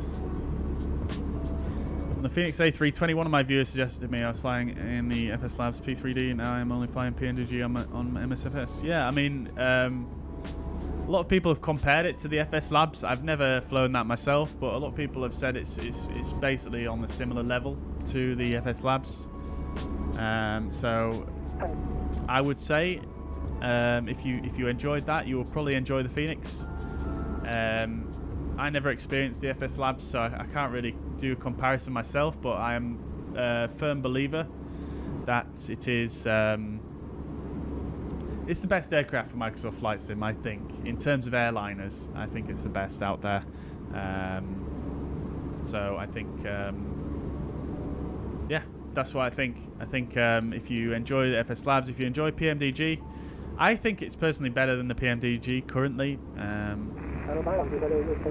in a few areas, but that's, you know, I mean, that I'm sure the playing field will be leveled fairly soon by PMDG, as they're obviously working through quite a few bits. But yeah, that's just my thoughts. The PMDG is still absolutely excellent though, and I love flying that one as well. We flew that one yesterday, so yeah, it's great. I really love the Fenix, and I'm a bit of an Airbus fan, to be honest, as well. So I think just naturally I think I prefer the Fenix.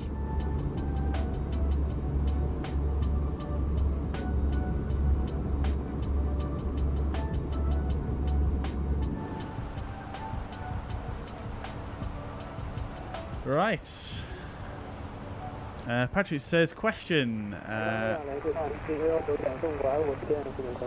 Any tips to sort the baggage belt on GSX? Mine doesn't line up at all, and the cargo loading belt is the way instead.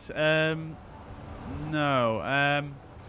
So mine, are you talking about the Fenix or the PMDG? Any specific aircraft? I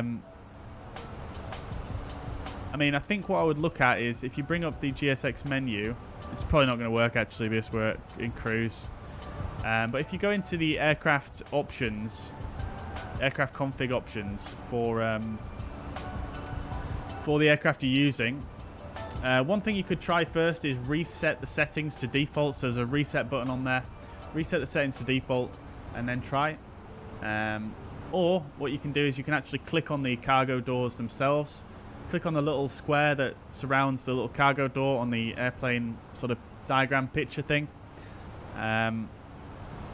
Click on those, and then you can click on open in editor mode, and you can actually change the position of where things line up, and basically the same way as you would edit any parking stand. You can look it up in the manual if you want. It is all in the manual as well. So you can go in there and then edit the position so that it lines up a little bit better if that's what you want to do.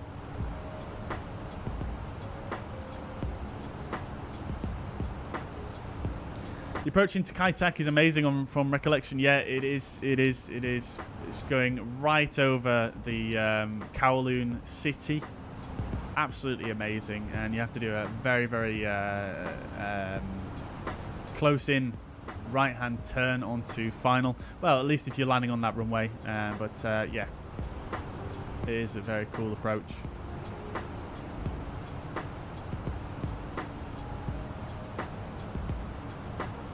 Very cool, and that's the one we're going to try and do.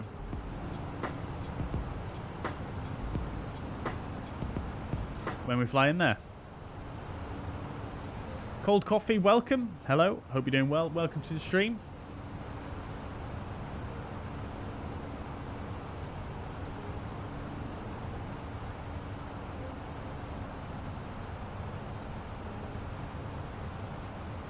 Are we seeing any more fireworks yet? Not yet, no.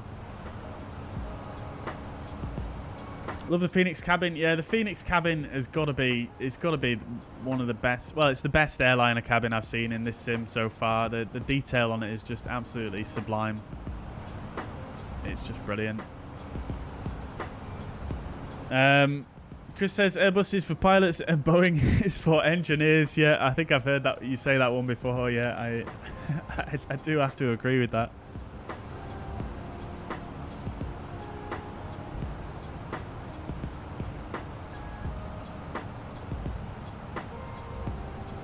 But let's not start a debate here, shall we?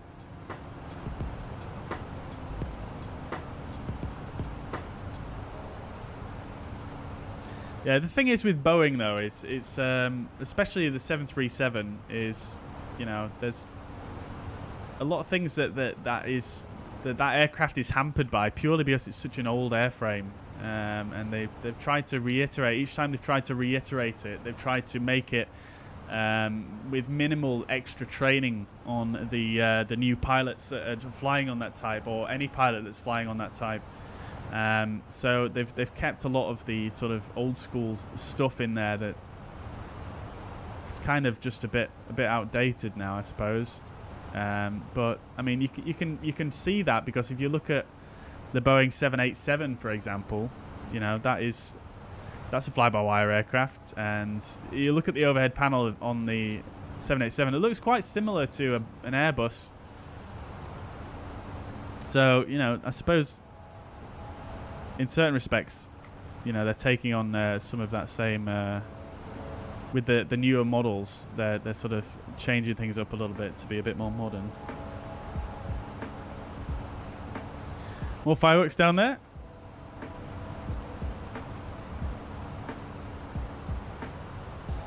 Yeah, no worries at all, Patrick. Let me know how you get on. That should fix it. That should fix it. Schutz has a soft spot for the CRJ. Very nice. Yeah, there is something about the CRJ. There is something about it. I do agree. It is quite a cool aircraft. I do enjoy the flight deck on that, with the really low glare shield and the CRT displays.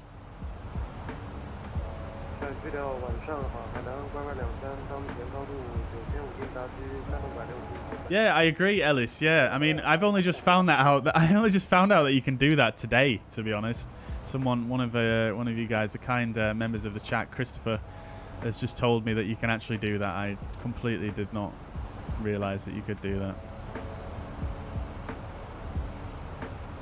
Oh wow, getting a bit turbulent here. Get seatbelt signs on for a few minutes.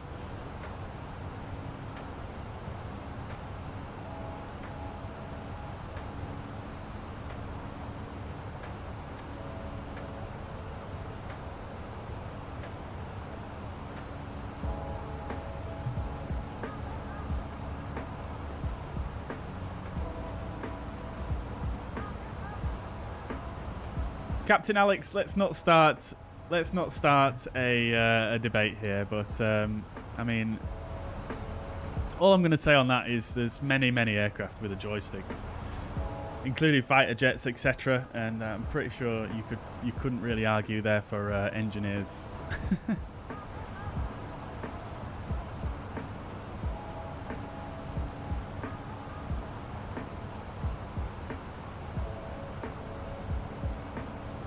I'm fairly certain the yoke design only originated from, you know, the first sort of aircraft that existed because they wanted to replicate what people were already used to by driving cars. I think that is the logic behind the design of the yoke, if I remember correctly, from learning about the history of aviation when I was doing some videos on the Boeing 247. Interesting thing to bear in mind.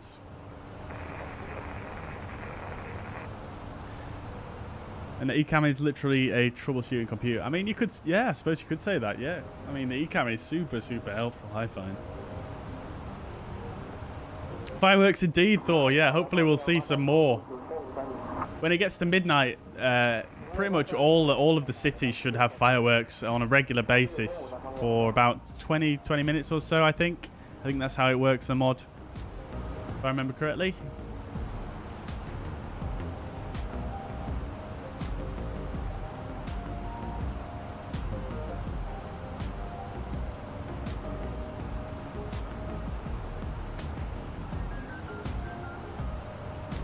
Yeah, I do agree with that, Alex. I do agree with that. I do agree. It's designed more like a classic aircraft, isn't it? But the Airbus design logic is you know, obviously based around airliners, isn't it? Really, their history is really only in airliners, whereas Boeing's history goes back way further. And obviously, when Airbus designed their aircraft, it was mainly, a lot of the design choices were made to make it easier for commercial pilots to fly safer, essentially. I suppose that's what they tried to do. They tried to reduce the human factors in safety related situations in commercial flying, I believe. Whereas Boeing, they come from quite a historic background, so I can see why obviously they have that slightly different design philosophy as well. Are the fireworks an add-on? Yes, they are indeed. We posted that earlier in the chat. I think I've still got it on my clipboard there. That's a link if you want to get the add-on for the fireworks. It's not just New Year's Eve either. It puts fireworks in for many different occasions around the world and different times of year. It's very good. But yes, love to everybody indeed. Love to everybody. Boeing or Airbus, we love them all. We love them all. They're all brilliant. More fireworks.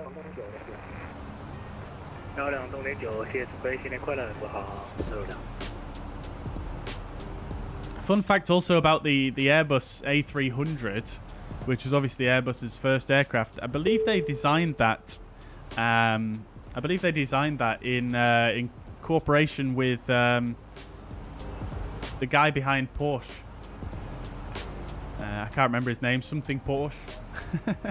But I believe they designed it with him, which is quite cool.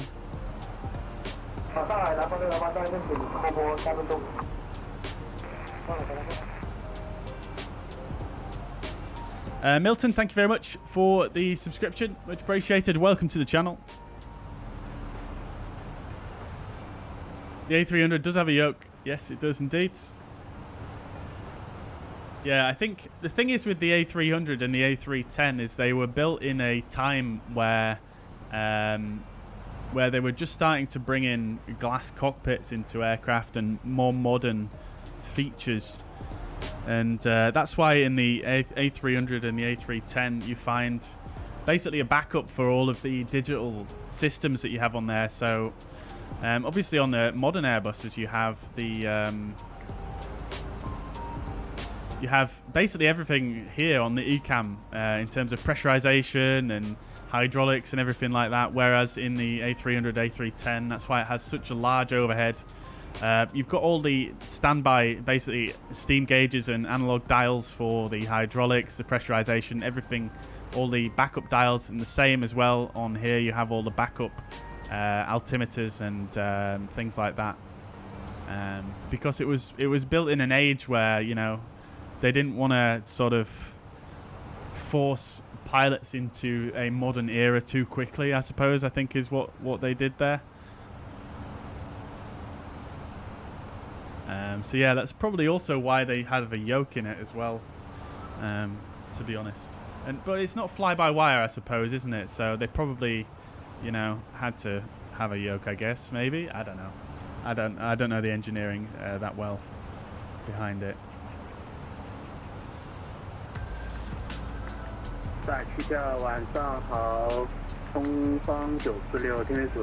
Let's see, does this controller have CPDLC? Let's see. Because it would be quite nice to make use of that. So we're on 1343. Let's just have a look on VATSPy, shall we?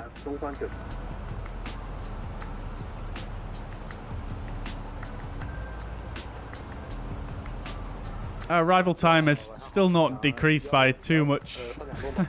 This wind is absolutely killing us. Never mind.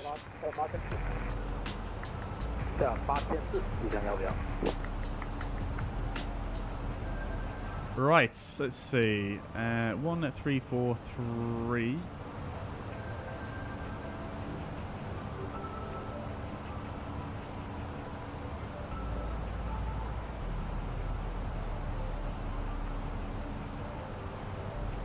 No CPDLC.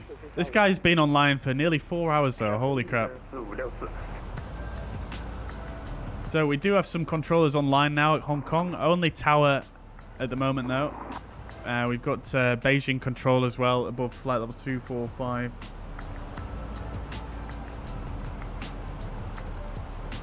So hopefully more will come online. Their event starts at 3:30, so in 20 minutes. So hopefully we'll get some more controllers online in Hong Kong fairly soon.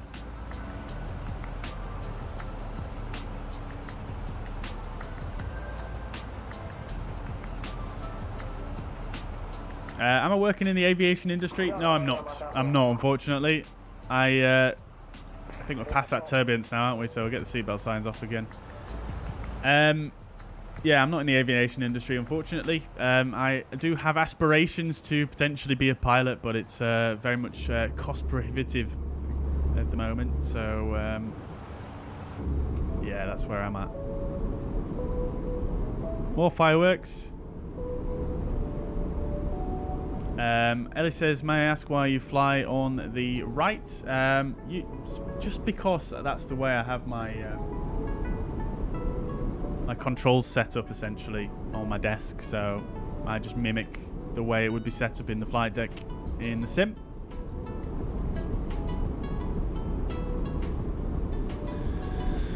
Phoenix implemented CPDLC. Yes, indeed.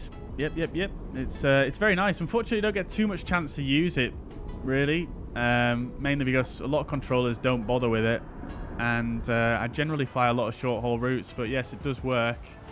So if we go to our ATC com here, and I mean, let's just we're not connected to anyone, but you know, we could essentially put in some put in some requests in here. So let's say 5,800 meters for 6,000 meters.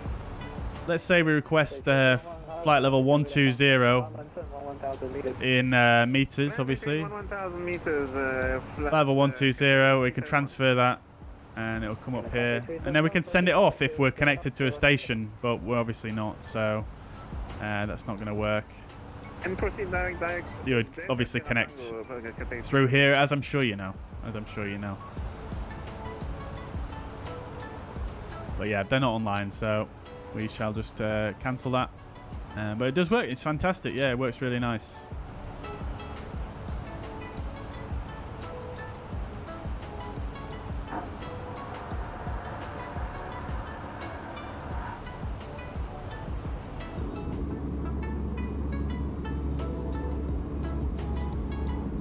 Right.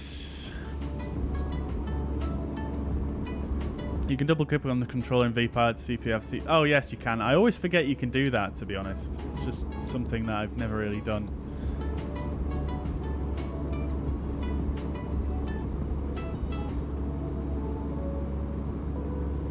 Go for the BA cadets. You are British, no excuses. Yeah, I mean, again, I would love to. It's just, again, it's a cost thing, isn't it? You still obviously have to pay for the training, etc.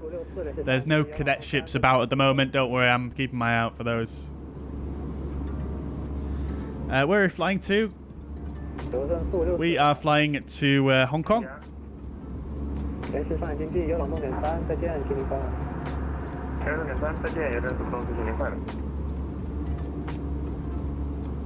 Phoenix should give you partnership. I might get this add-on. Well, you should go into their Discord and tell them that.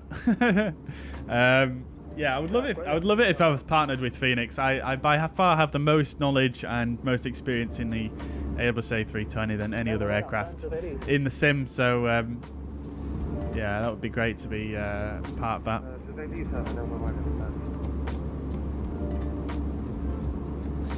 I have had a number of, not to brag or anything as well, but I have had a number of Airbus pilots in the chat in the past as well who have complimented me on my airbusing. So yeah, I feel like it would be a good fit. Just saying. What are my favourite airlines? Good question. To be honest, I don't really have any favourite airlines as such. It's difficult to choose, you know, because obviously you can choose your favourite airline based on, you know, the passenger experience. Spring 8921 is high control. Spring 8921 with you. Apologies, I missed you. Yeah, high control 120, that's 9, good day, happy new year. Second frequency for Spring 8921. SW 120.9. 120.9 Spring 8921. Thank you. Happy New Year. That guy spoke incredibly quickly there. I think I missed him first time as well because I was chatting away to you guys. Apparently not uncommon in the real world as well, according to my my cousin who is a RAF group captain. Right.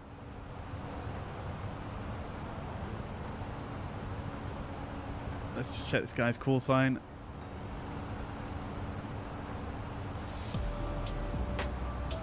Shanghai Control, very good evening. Airspring 8921, we're at 11,000 meters.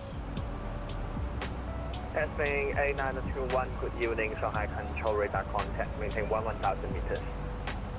Maintain 11,000, Airspring 8921. Right, lovely.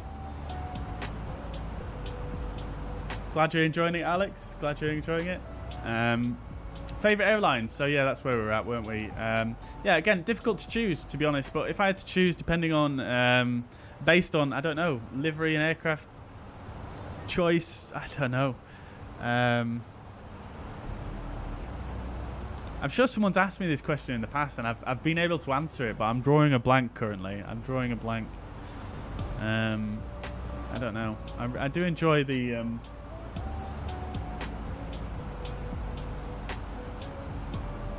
What the hell?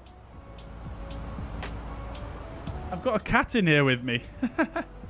I didn't even... The door's not open. I didn't hear her come in. I don't know how long she's been in here. I think she wants to leave. Hang on.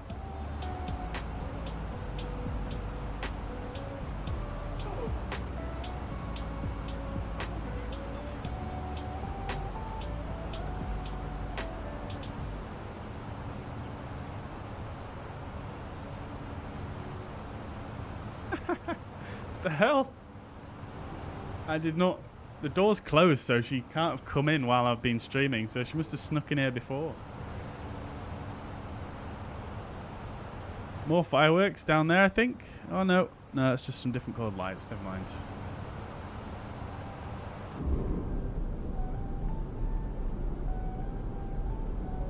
Oh, some down there. Right.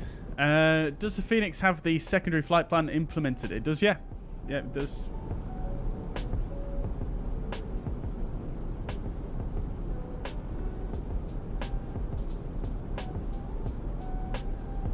I get some Szechuan chicken in seat 1F and a Sing Sao beer.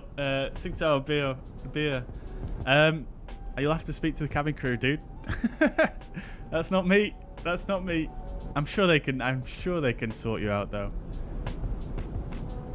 That sounds delicious. But yes, secondary flight plan is in here, and we should probably copy our active right about now. But yeah, it's all in there, and you can see it does actually show on the ND as well. In fact, let me just change something in it, and just so you guys can see.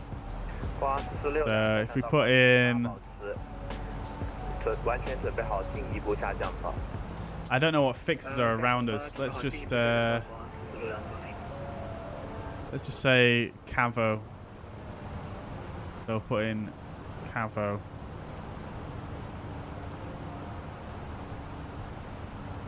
Stick it in there. Yeah.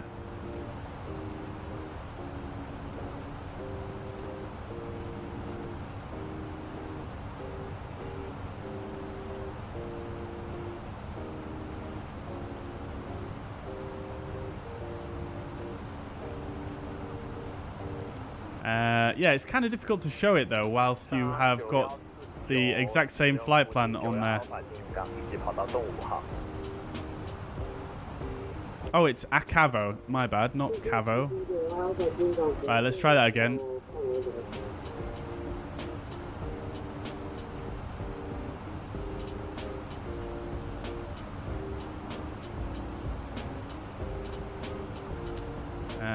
Okay, let's do it like this.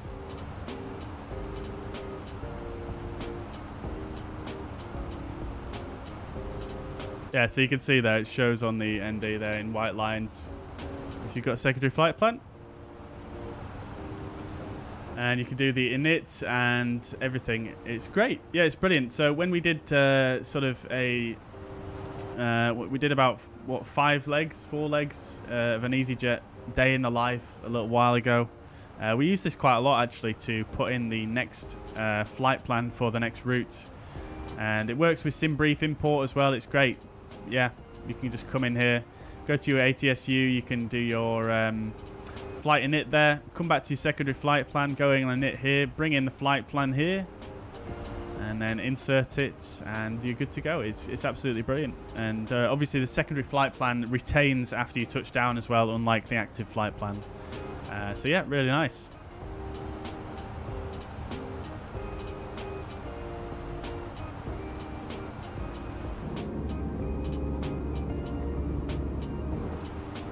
There's something funny going on with the zoom here, thanks to FS Realistic, I think.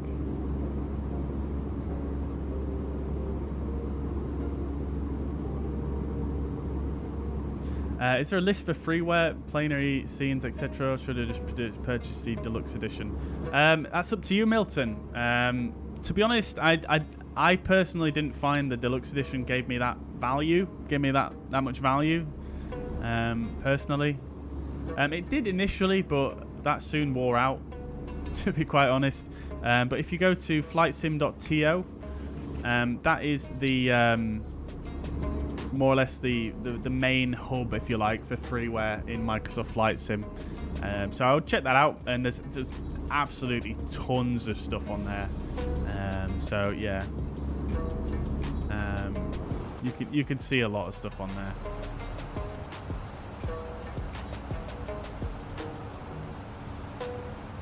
Right.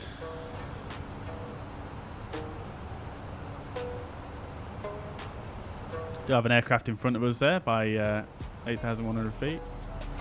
Oh, this zoom bug is too much.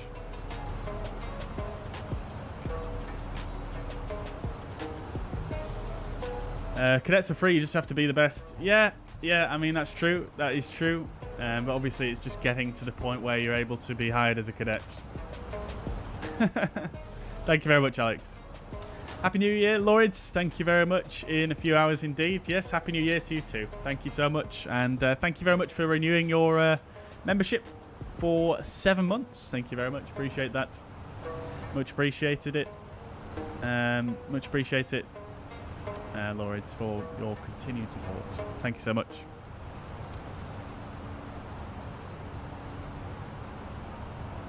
My Airbus is great. Nice job. Oh, thank you so much, Alex. That means a lot. Technical flight instructor in real life in this jet. Very good, very good. Amazing, dude. Love to see it. Love to see it.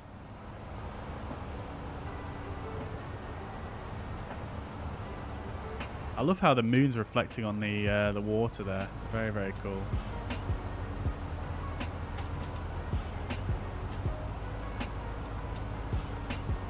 $2023 for me right now. Whereabouts are you, dude? What is it? Exapa? Sorry, I can't say that properly. Are you in? What are you in? Australia, New Zealand, Philippines, somewhere like that. I have a cat, indeed. Yes, Alex. We have two cats actually. We have Itchy and Scratchy. It was my partner that got them before I moved in, and yeah, she basically adopted them off someone else. And yeah, Itchy and Scratchy. Have I tried multi-crew shared cockpit? Yes, I have. Yep, in X-Plane 11 actually, quite a long time ago now, but not in Microsoft Flight Sim. Where's the rockets? No rockets on this aircraft, I'm afraid. L350 gamer, welcome to the chat nevertheless.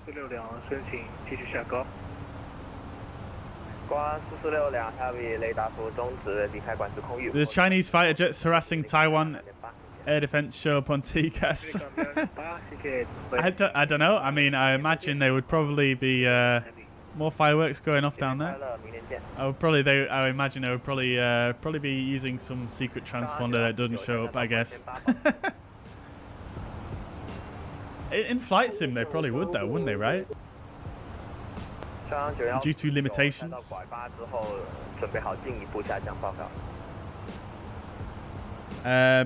Right. What plane am I flying? We're flying the Airbus A320, Fenix A320, should I say. And we can't see anything outside right now.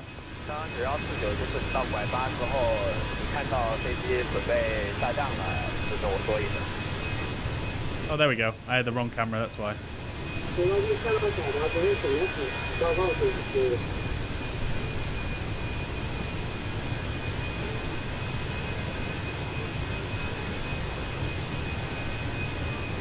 There we go.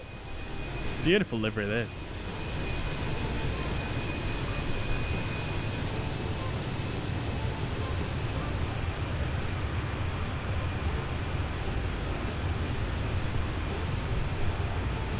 That's quite a nice view, isn't it, though?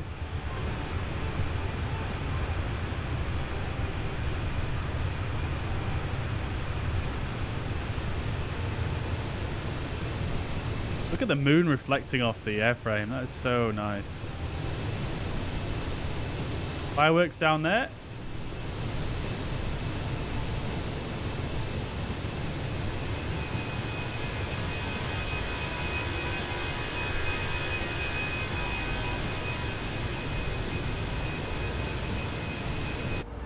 Very nice.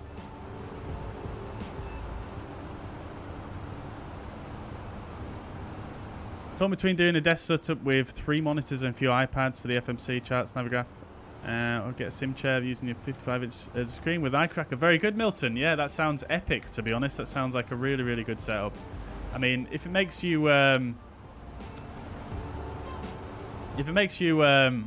feel any better about humble beginnings, I first started in this sim with a Xbox controller and nothing else, and just one monitor, and I still only have one monitor now, and just a joystick and a throttle quadrant and rudder pedals. That's it. I've got quite a basic setup, but I do a lot of work on this desk, so I like to keep it quite clean and tidy, so I don't want to have tons of stuff that I have to move every time I want to do some work and not flight simming. So so there we go.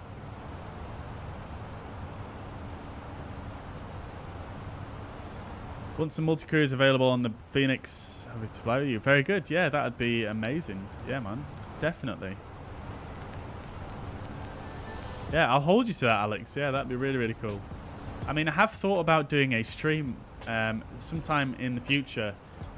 Something similar to that. I'm not going to reveal too much about it.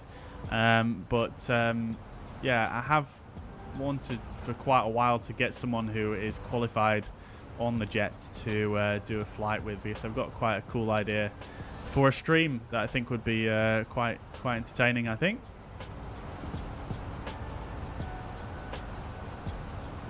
Thank you for subscribing, Thor. Much appreciated. Welcome to the channel.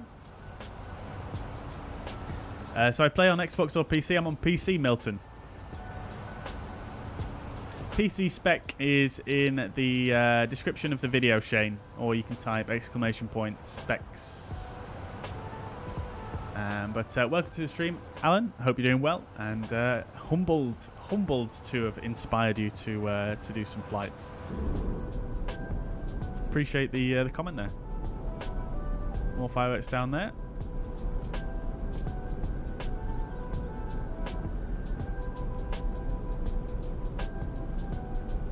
Are we dual streaming on Twitch or something? It looks to me I'm the only one chatting. Oh, Chris, that's rather strange. No, we're not dual streaming. We're just on YouTube. Maybe refresh the page you're on. But there's definitely more than yourself here in the chat.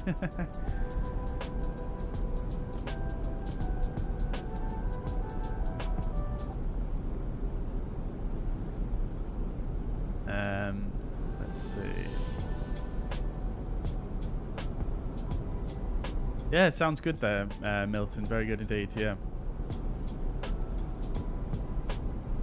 Yeah, always worth using a TV as a monitor if you've got one handy, for sure.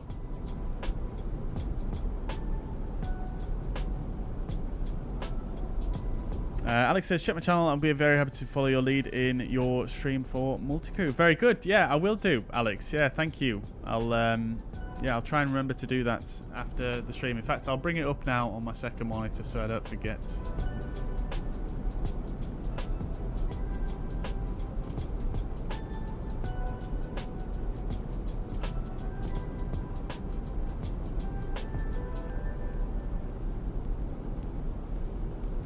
Where's your channel, Captain Alex? Is it on YouTube or Twitch? Or I can't see you on YouTube.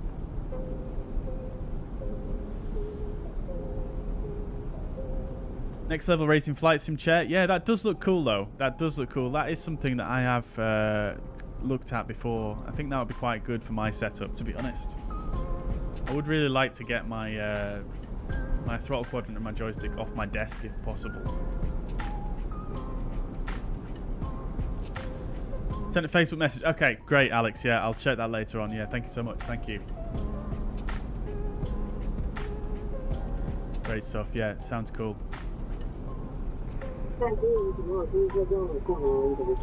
Very good. Very good. Right. Okay, yeah, they're all coming online now at Hong Kong. I'd love to see it. We've got delivery ground, tower, and approach on. Oh no, we don't have an approach. We've got ATIS on, and we've got Hong Kong radar as well. Very good, very good. Oh, someone's online at. Oh no, it's just that ATIS is online at Kai Tak as well. So I imagine you probably can do the. You probably can do Kai Tak then, can't you? At any time really on VATSIM, I guess, because it does have the ATIS there.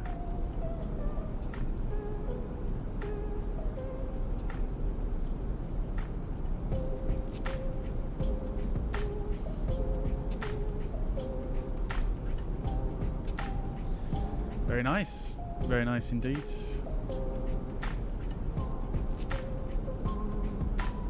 What's this? Atonal Emperor's March? Yeah, it pretty much is. Yeah, it's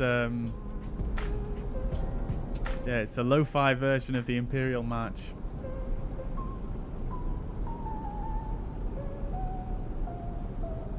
Yeah, so for a lot of the stream music I use Stream Beats by Harris Heller, and yeah, these are all his tracks on his playlist.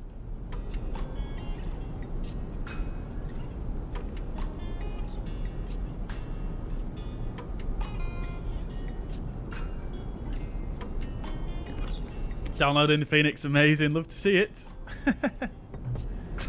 Very good, very good. Enjoy. I'm sure you'll enjoy it.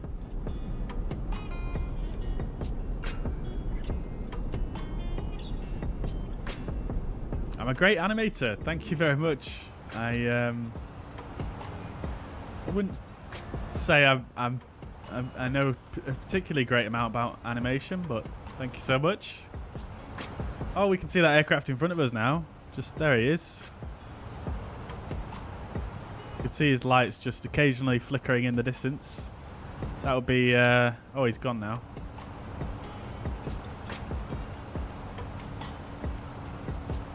Not appearing on the TCAS anymore. I guess he's probably too low.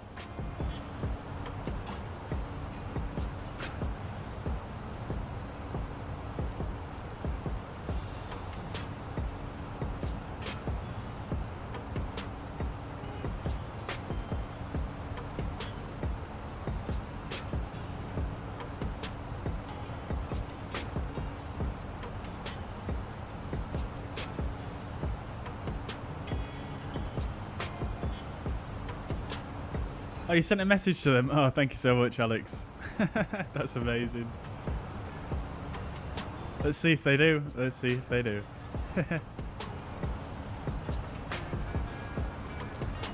I have a radio voice.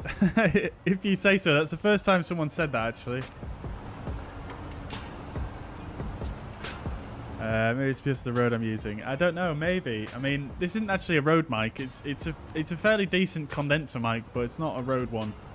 To be honest, I don't actually know how much this microphone comes in at compared to a Rode mic, because it was actually gifted to me by my my brother, who has no need for it anymore. More fireworks down yonder.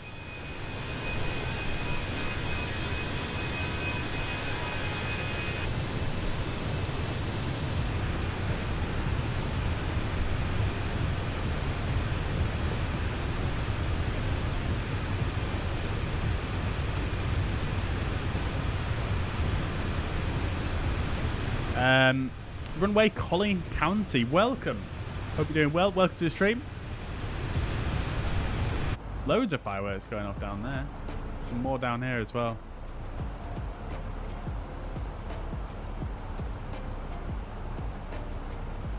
Setup is clean. Love it. Thank you so much, Alex. Thank you. Thank you. Yeah, I do. Like I say, because I do a lot of work in here, I try and keep it super tidy. You know what they say? Tidy space, tidy mind. Milton says, I'm on the website you sent me and can't see any pricing. Milton, are you on flightsim.to? Is that the one you're on? That's for freeware, that website. Nothing on there. You can't download the sim from there, but that's where you get the freeware from on the for PC.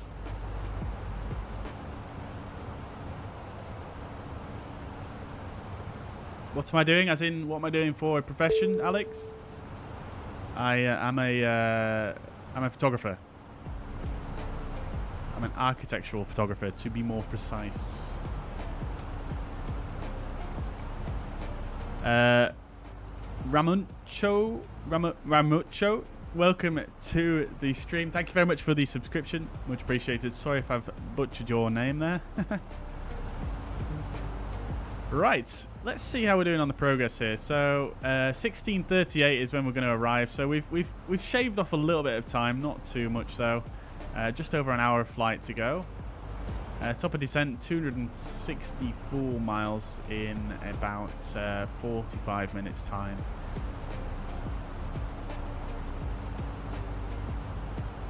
Lovely stuff. Okie dokes. Now we can just see the top of descent there. Lovely. Right, great stuff.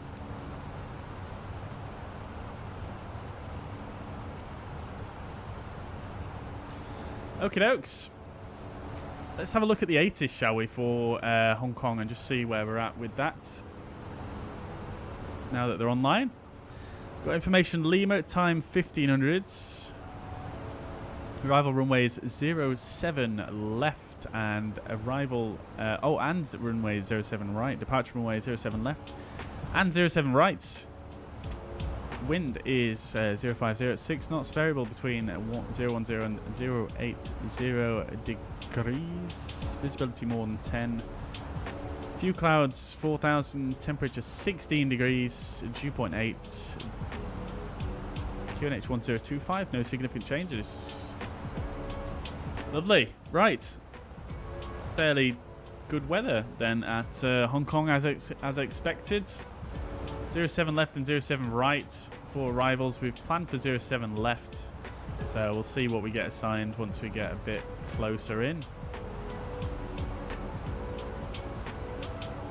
A few more fireworks going off down there. The zooming is really not doing too well at the moment because of, I think there's a bit of a weird bug with FS Realistic where it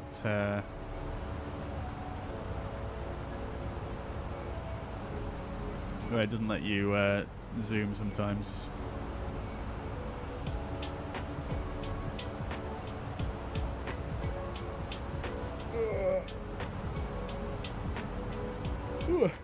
Excuse me, chat. Right, I think what I'm going to do, chat, is I'm going to take 5 minutes. I'm going to go and make a brew. Probably make a coffee, in fact. And I will be back with you. So, yeah, I'll leave it there for a few minutes, and I'll be back with you. Enjoy the fireworks.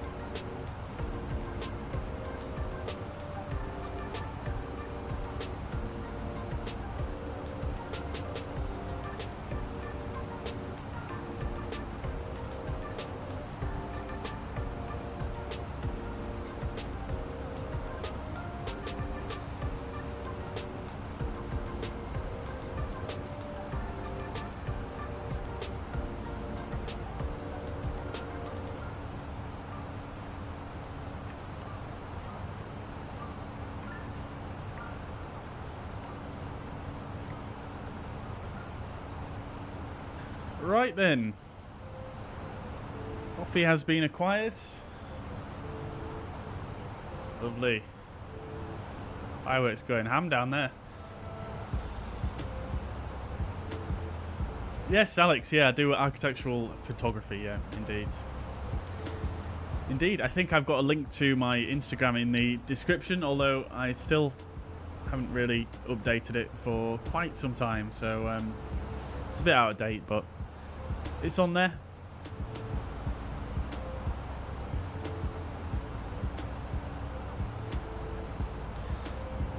Alex coming in with the 5 CHF.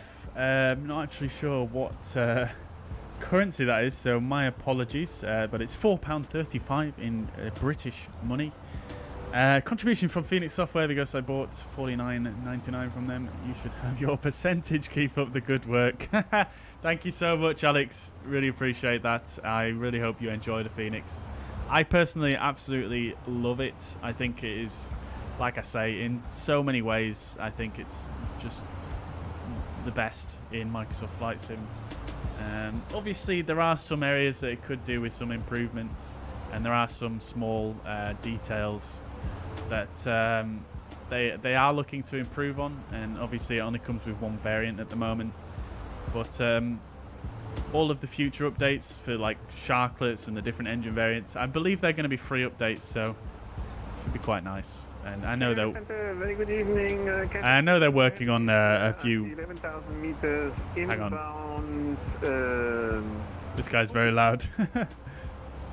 Cathay 371 Heavy. Yeah, so I think they are working on a lot of the small details. Like I know there are some issues with the ND at the moment, with the way the rings display and with the nav view here. I think there's some little inconsistencies with the real aircraft, but I think they're working on that stuff. So I think eventually it's going to be just so good. But the depth of simulation is there, all the failures are there, the EFB is fantastic. Can't really fault it in really any areas, to be honest with you. I struggle to find anything that's really worth having a big gripe about. But thank you so much once again for the super chat there, Alex. Much appreciated. You'll have to let me know what currency that is as well. Jasper says, are the fireworks an add-on or in the default? The fireworks are an add-on, yes. You can get it for free from flightsim.to. Let's see, have I still got it on my clipboard? I do, yep, there it is. There's a link if you want to grab it from flightsim.to. We should see more fireworks in about 20 minutes as it passes over midnight here in China.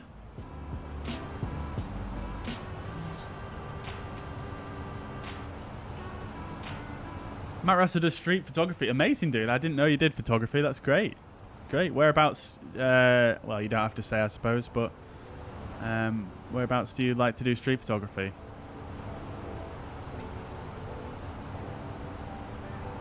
So we're currently passing over, or about to pass over, Zhangzhou. Passing over Shantou and then down into Hong Kong. So flying along the coast here and then out over the bay. And then into Hong Kong. Very nice. Looking forward to it. Looking forward to the arrival. Should be very good.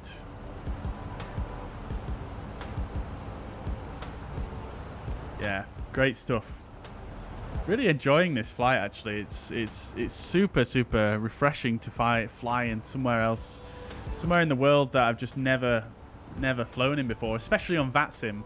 Although that being said, I did do one of my first ever flights on an online network in Hong Kong actually, into Kai Tak, but it was very quiet. I think it's going to be quite busy going into Hong Kong. Let's see how many arrivals and departures we've got. 25 arrivals scheduled. We're going to be the second actually. And then we've got 8 departures. So quite quiet at the moment, actually, to be fair. I was expecting a little bit more than that. It's very busy leaving Shanghai. Especially just before I started the stream as well. There was so many people on the ground there. It was mad.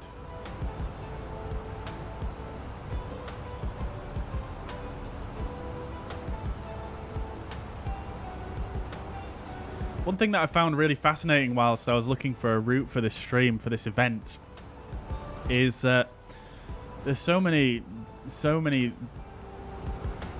big aircraft flying around, so many wide bodies flying around China on short routes. Like, for example, this route is almost exclusively served by wide bodies between, like I say, between Shanghai and Hong Kong. I believe this and a cargo airline are the only airlines flying a narrow body on this route, and it's only realistically around a 2-hour flight, maybe a little bit longer. So yeah, very yeah, I suppose there's just a lot of high population, isn't it? China, there's so many people to be flying about, especially in Shanghai and Hong Kong.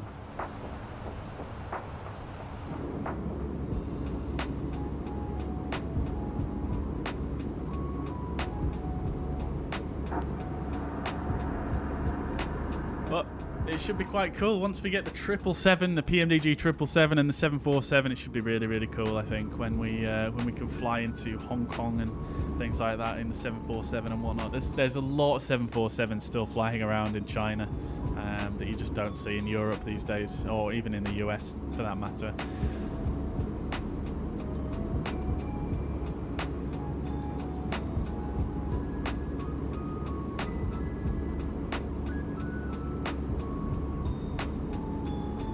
Hopefully, when we get the, hopefully we'll get a decent A330 as well fairly soon. Aerosoft are working on it. Definitely not going to be Fenix standards, but it will be nice to have an A330 of a fairly high standard in the sim. Obviously, the CRJ was very enjoyable, I think, and I imagine it'll be a fairly similar standard to that. So yeah, looking forward to that.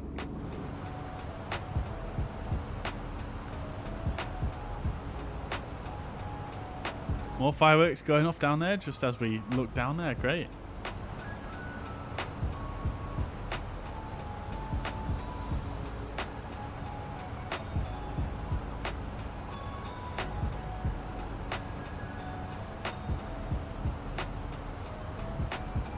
Local time 13 minutes to 12, sorry.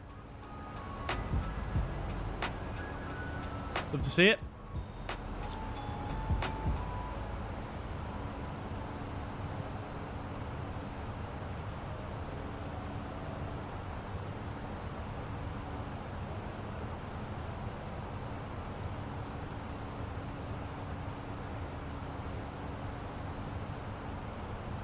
CHF is the Swiss franc. Oh, very good. Very good. Yep. Got it. Oh, Alex, you do cinema. Very good. Amazing, dude. What kind of work do you do in terms of, I suppose, what aspect of the cinema industry do you work in?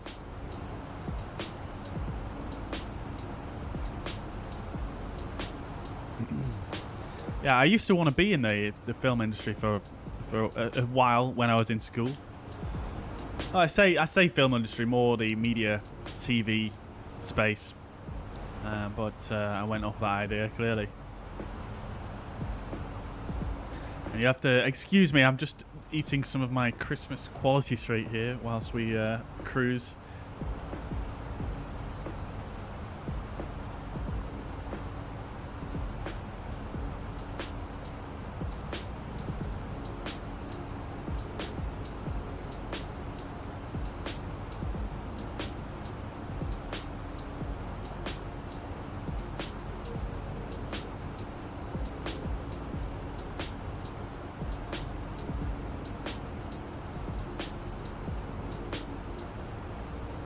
Oh, you're a producer. Very good.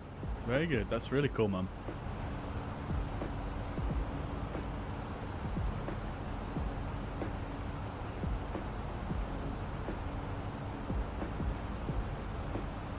Very cool. How long have you been a producer for, Alex?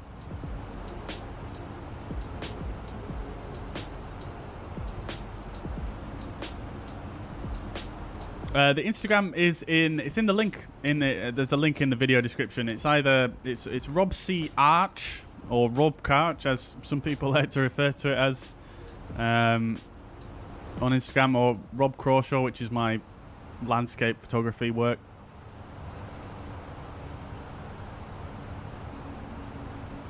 Like I say, I've not updated either of them in quite a while. One, because I don't really do a lot of landscape photography anymore, and two, because, well, I'm just lazy.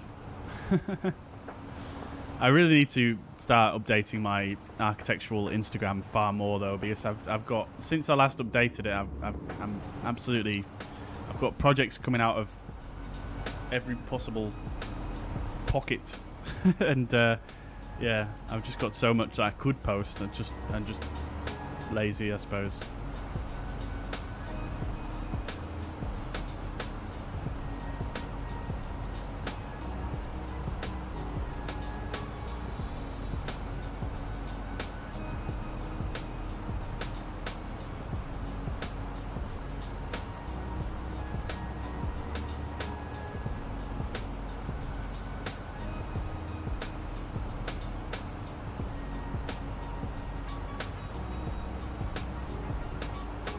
fireworks off the nose there. Love to see it.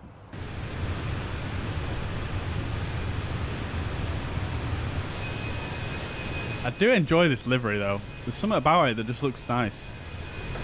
I don't know if it's just the fact that the Fenix paint kit comes with this really nice sort of weathering layer. It just makes all the liveries just look so good.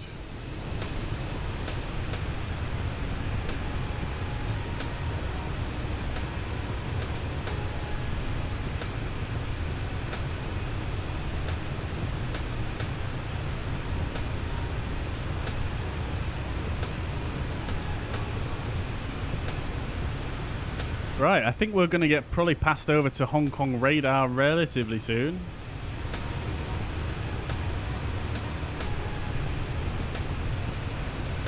See if we can find where that falls on our flight plan. Ikata is the boundary.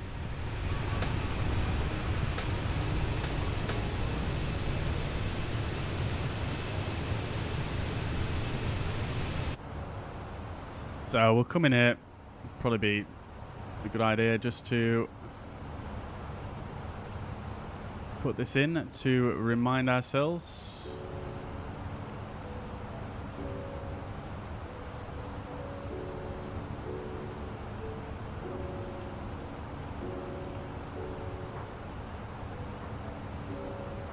Only 17 miles away, to be fair, so I wouldn't be surprised if he contacts us momentarily.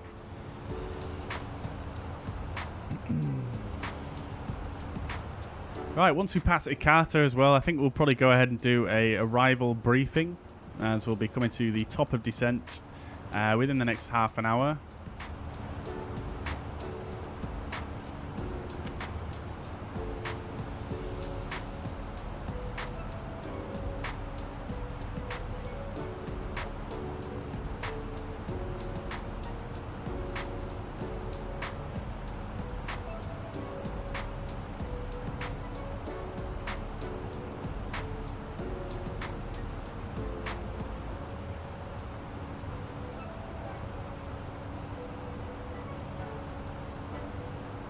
Right, let's get some other little bits and bats set up as well for the arrival. So,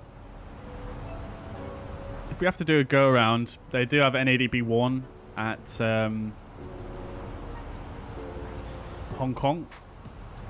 So that's going to be a 3025. So we'll set that, and the engine out acceleration is going to be at 1600 feet there, which is more or less what we've got set. So that's fine. We'll stick that in. We'll leave this page until a little while.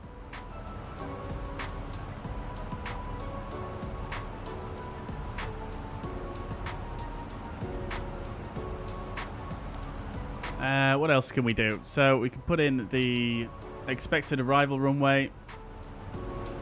07 left. We'll stick that in there. And then just because we've got quite a bit of time here, let's just stick in a bit of a... We'll stick in the MSA for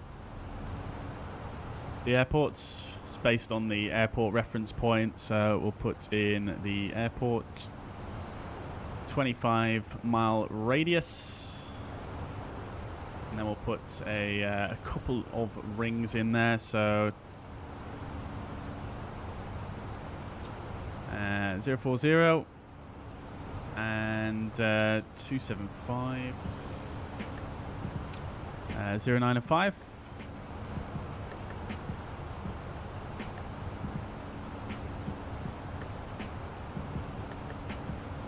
That'll give us the MSA on the ND.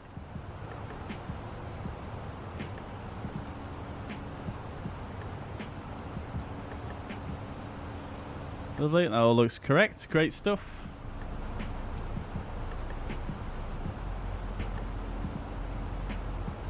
We've not been handed over yet, rather strangely. Is this guy still online? 120.9er. He is.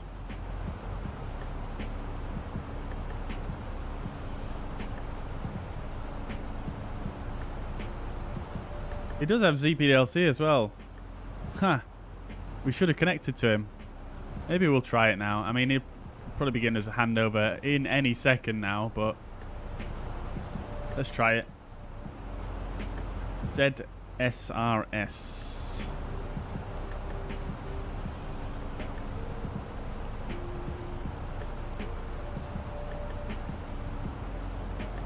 Airspring A921, descend, maintain 7,800 meters.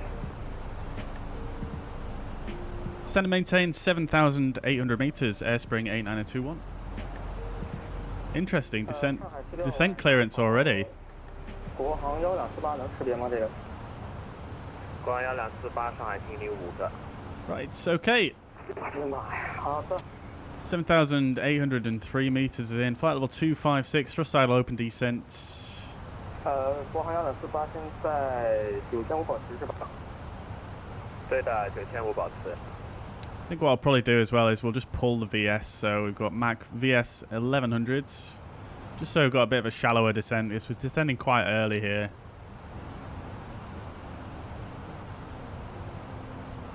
Don't really need to go into a thrust idle.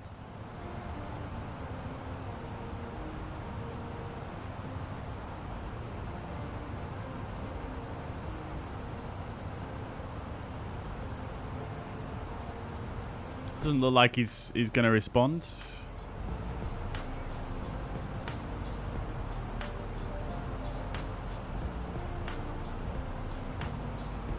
We'll see what happens.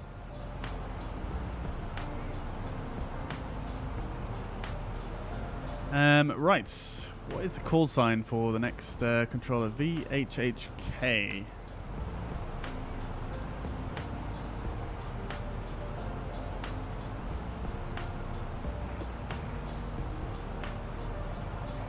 Oh, I don't think they're actually... are they actually online? Maybe not. I don't know.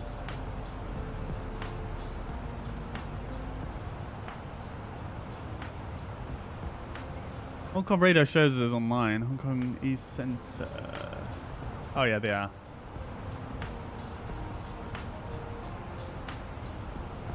Oh, they have CPDLC as well, Hong Kong radar. So we'll have a look at that as well. Right.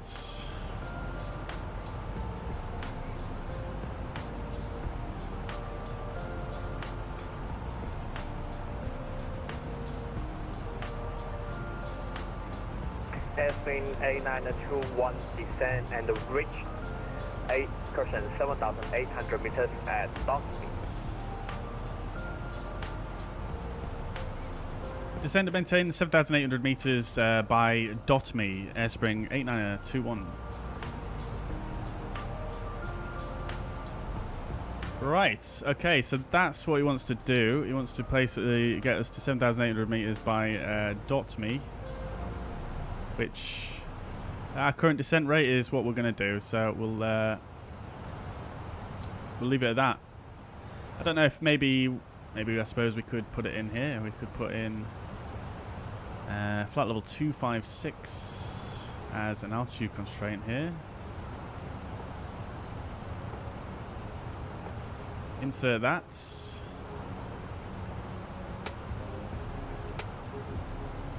And let's see. We could revert to Des and let's see how well it does on that. So if we push. Oops. Can't get the click spot. What's going on? Turn on the torch.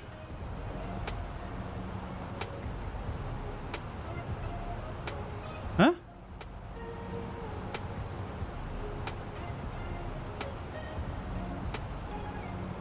Okay, we'll go into Des. Interesting.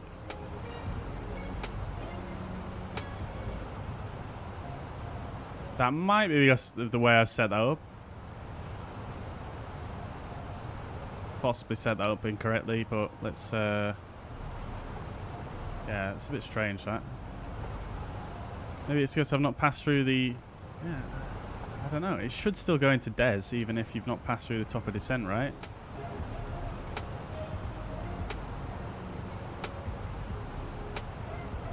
Interesting. Well, we'll just continue like this anyway. We'll just use the level off marker to gauge it. Of course, we could work it out in mileage as well, but I've got the briefing to do with you guys in a moment.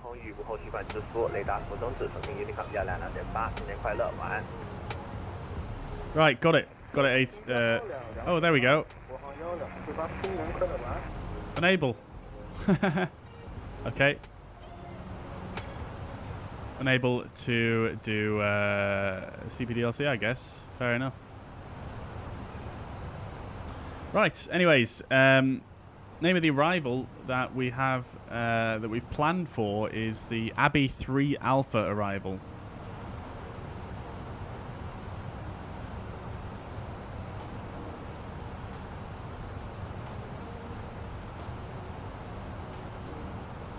What am I trying to do? So basically what I did, Alex, was he asked me to be level at 7,800 meters at .me. So I put the constraint in there on flight level 256.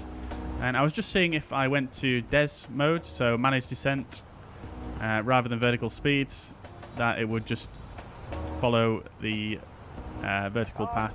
All stations, Happy New Year here. Happy New Year! Oh, the fireworks! Oh, there's fireworks down there. Oh, it's a shame we're not over Hong Kong. Happy New Year in China. So yeah. Okay, it is going to DES mode now. I think maybe it was just taking a minute to calculate the vertical profile. That was possibly what it was doing. There we go.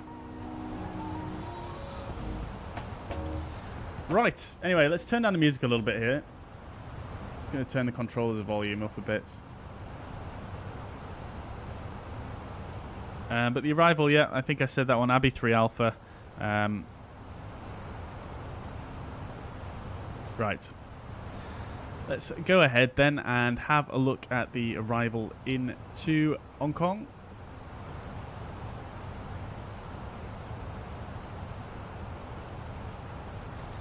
Right. Okay, so we'll bring up the fuzz pad. So, we're looking at the arrival into Hong Kong. This is the 10-2 Delta chart. We're going to be flying the Abbey 3 Alpha. We could just quickly check the ATIS as well for the transition level.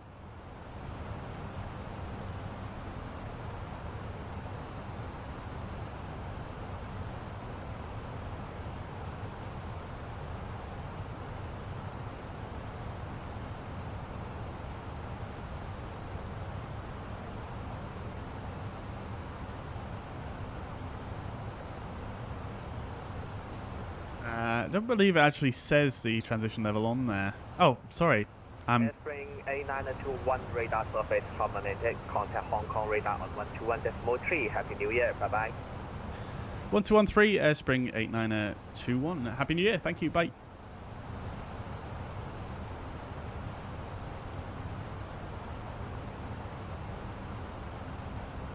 Flight 405, contact Hong Kong radar 125.032 minutes.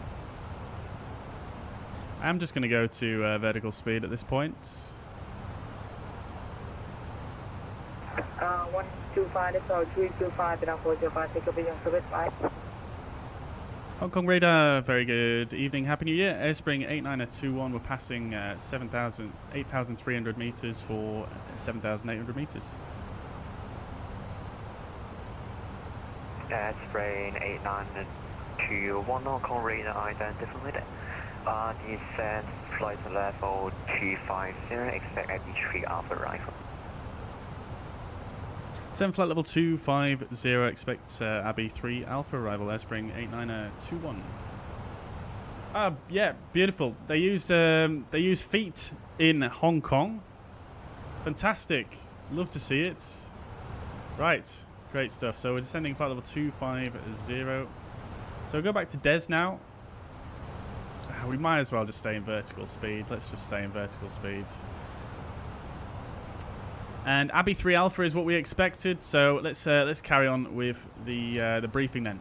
So it's the Abbey 3 Alpha now. Transition level 980 hectopascals or above, flight level 110, which is applicable in this scenario. Airport elevation 28 feet, and this is all okay and checked. So we're doing the Abbey 3 Alpha, runway 07 left is what we're expecting. Let's have a look. Okay, so we're going to come in via Abbey.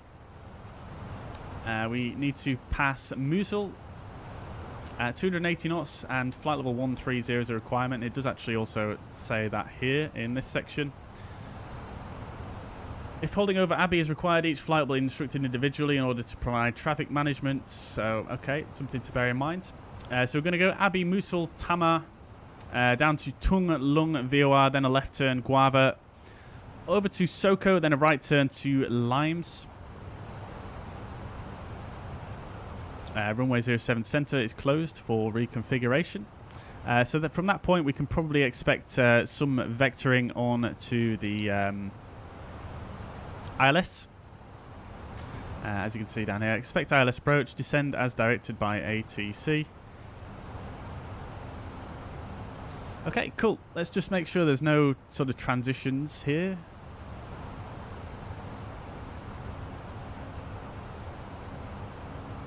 Oh, no, okay, so the procedure actually starts at Limes. Okay, so we'll have a look at the ILS for 07 left. We'll brief that because that's what we're expecting. In fact, I'll just ask him.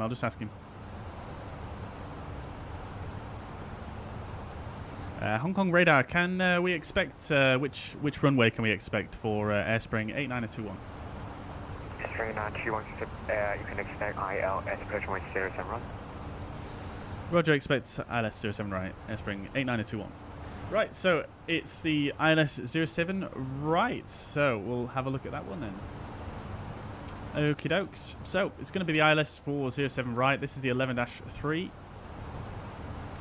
Okay, so looking at the ILS, we've got the localizer identifier and frequency, India Sierra Romeo 109.3, final approach course 074, final approach fix, Zulu Hotel 721, 1600 feet.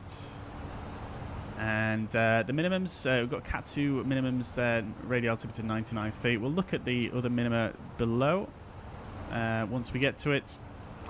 Airport elevation we've already covered, and the runway is 1 foot below at 27 feet. MSA is highest in the northeast at 4,300 feet based on the airport reference point. So looking at the ILS itself, it is a standard 3 degrees, platform altitude of 1,600 feet. And that's about it really. It's quite standard ILS, PAPIs on both sides of the runway, and minimum we're going to follow here is 227 feet. Which, interesting enough, it... 891, contact Hong Kong radar 126.5. 1265, Airspring 89021. Negative 126.5. 126.5, Airspring 89021. I'm sure that's what I said, but okay, that's fine. 126.5. Hong Kong radar, very good evening. Airspring 89021. We are level at flight level at 250.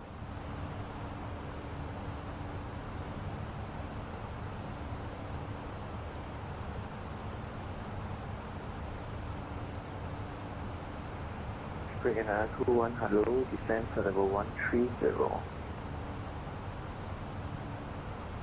Then flight level 130, Airspring 89021. Okie dokes. Carrying on down. Thrust idle open descent, flight level 130 below. Right. So, carrying on with the briefing then. So if we need to go around, it's straight ahead to Pauper, then a right turn.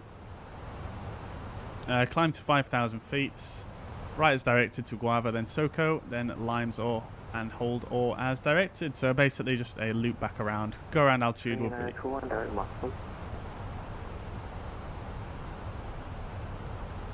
Say again, was that for Airspring 89021? Airspring 89021, direct muscle. Direct, is that Mosul, Mike, Uniform, Sierra, Echo, Lima? Thank you, got it. Airspring 8921. Right, great stuff.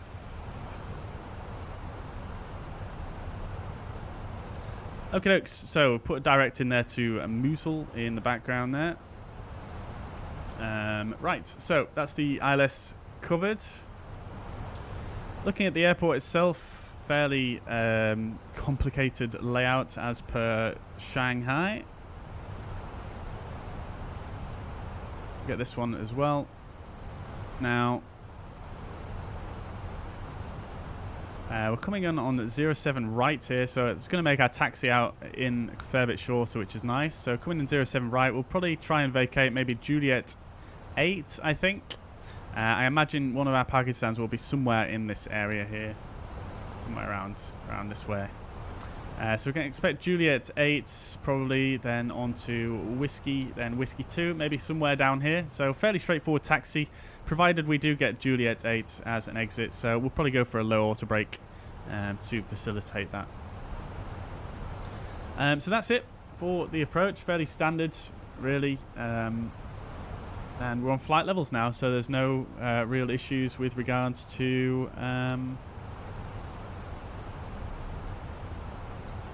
messing up with that. So yeah, all good, great stuff. So we're currently on a thrust idle open descent. We're going to go speed des and slow that rate of descent down now, as we're descending a bit quick here. We do need to stick in our data for the destination here. So what we'll do is, obviously we do have the ATIS here, which we can use. Information mic. But as we know, that sometimes doesn't necessarily match up with the sim exactly. So we're going to use we'll use flow to bring up the meta.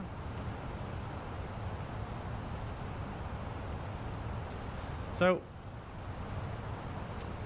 QNH 1025, winds are 0108 and 16 degrees.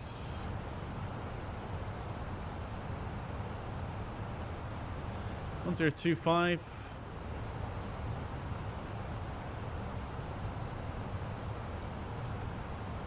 Spring 9821, expect further descent after Mosul. Roger, expect further descent after Mosul, Spring 8921, thank you. Right, so 0108 and 16, lost my train of thought.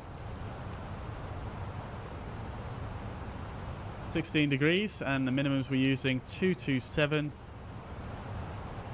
And we'll go for a config full landing. I mean, I suppose we could even go for a config 3, given that we don't really mind the long rollout. Transition altitude, we said, was flight level 110.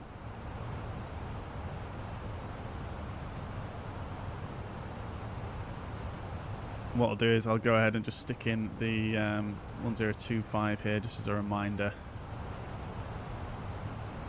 Lovely. Right. Okie dokes. No issues there. Right, let's do some landing perf.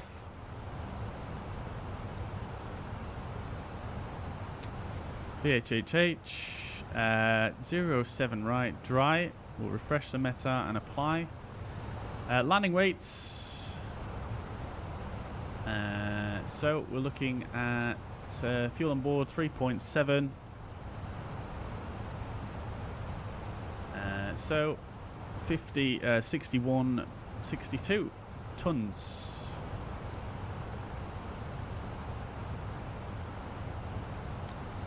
$62 tons exactly. Low auto brake, idle, no reverse. That's fine. Flap full, auto thrust off, manual landing. All right, fine. I mean, loads of runway left. We could even go for a flap 3 as well. Let's do a flap 3. Config 3.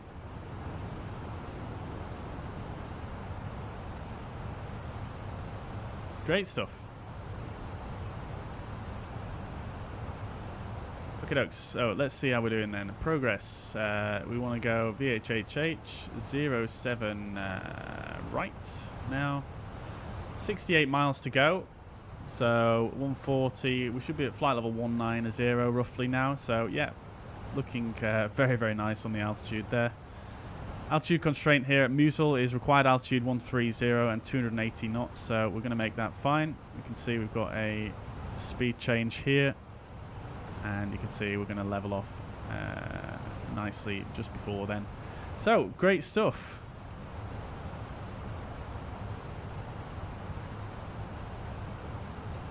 Right, apologies if I'm not replying to any trap messages at the moment, chat. I'm just obviously a bit focused up.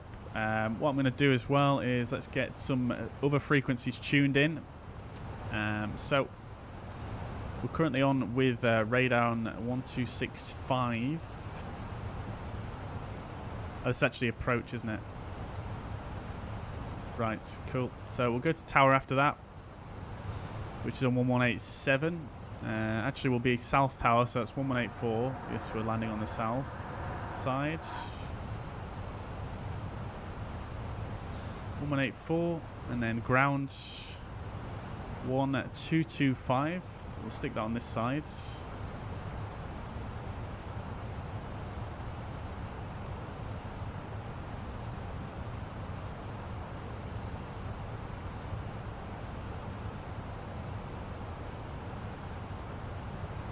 Spring in 21, subject Hong Kong approach 119.1. Bye bye. 119.1, Airspring 89021. Right, we're going to a different approach controller now.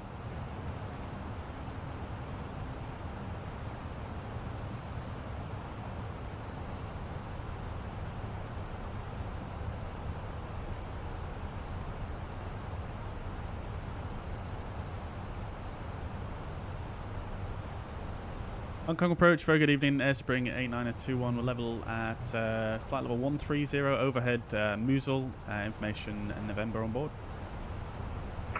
Airspring 89021, Hong Kong approach identified. Descend flight level 110, exit ILS runway 07 right. Descend flight level 110, ILS 07 right, Airspring 89021.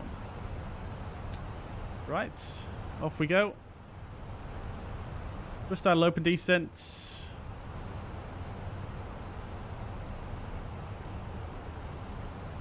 I suppose we might as well use Des here actually, to be fair. Oh no, no. We've not actually passed Mugz yet, so it's going to try and level us off there, so that's fine. I thought we would already sequence past it by the time. Never mind.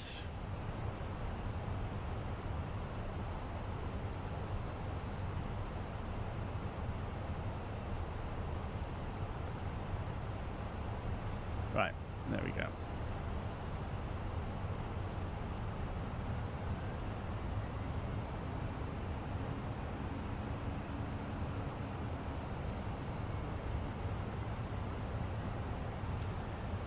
Yeah, we're just doing very nice on altitude here, so I'm just being a bit conservative about how quickly we descend. Because there's not really any directs he can give us at this point, by the looks of things, on this approach procedure. I mean, he could give us one direct, but it's still not going to really affect us to a great deal, I don't think. Right, maybe I could catch up with some messages now.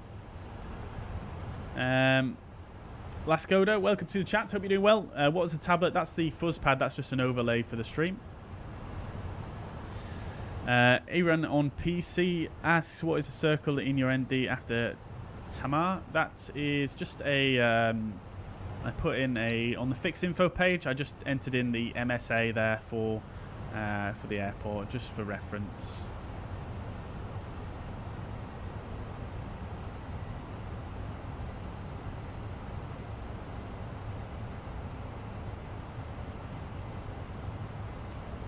Right. Yeah, 12223, contact terminal 126.5 billion. 265 for terminal. Hong Kong 023, Happy New Year.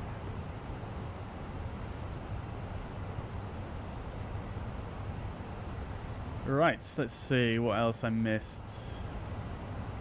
Oh, but this is why you're flying above Gangsu FIR. You must be restricted in some way. This is the reason of the early descent by ATC. Ah, I see. Yeah, you're probably right there. There's probably something that I missed. Yeah, thank you very much for that, Alex. Appreciate that. Happy New Year to you guys on the other side of the earth. Very good. Yep, very good. We might be able to see some more fireworks now, actually. Not just yet, I don't think. Just coming in over Hong Kong now. There's that'd be Kai Tak right there. Have we missed all the fireworks? Come on. It's 20 past. Yeah, I guess maybe the fireworks stopped already. Well, I guess just because it's New Year's. Oops.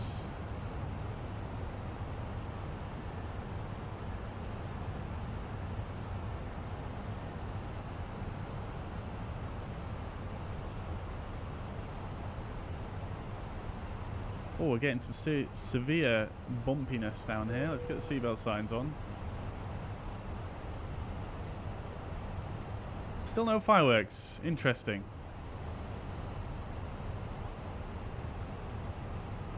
Maybe they're out of render distance potentially, but I feel like the other ones that we saw before were at the same sort of distance.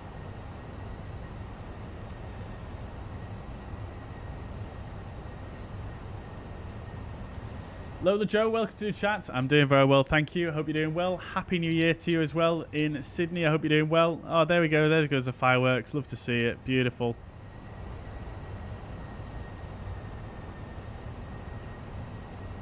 Lovely. William says I was flying in Microsoft Flight Sim and the game went from smooth to like 1 FPS. Interesting, William. Whereabouts were you flying? Were you flying in a very heavy area in terms of the scenery?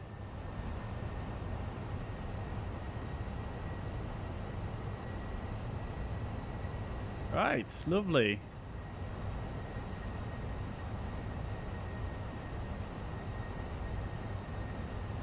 Okay, dokes. So we've done our arrival briefing. We've got all our arrival information in here. Everything's looking good. Config 3, all looking good there. Fantastic. So 26 miles to go.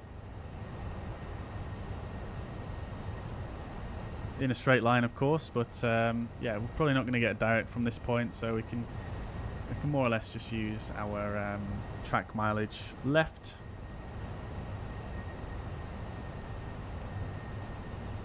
Which for some reason is not showing properly there. Oh, maybe it's because I messed with the time. That's probably what it is. Big fireworks in Hong Kong. Love to see it.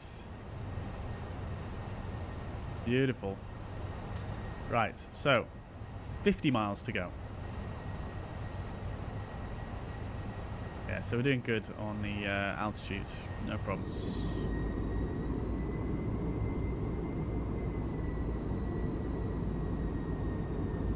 Very nice.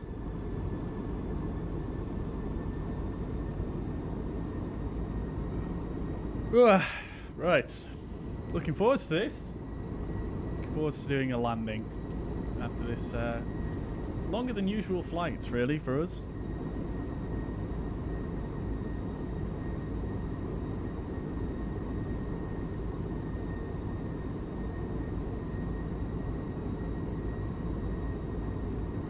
Any suggestion for a route to fly on VATSIM, says Matt Rasso.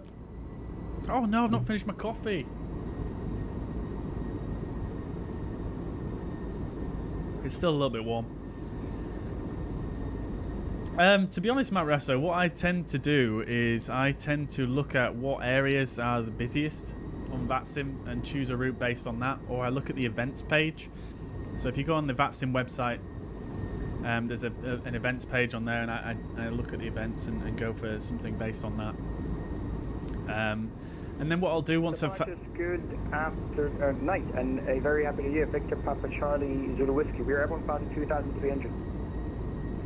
Victor Papa Charlie Zulu Whiskey. Yeah, so what I do once I've found an airport that I want to fly into, I will...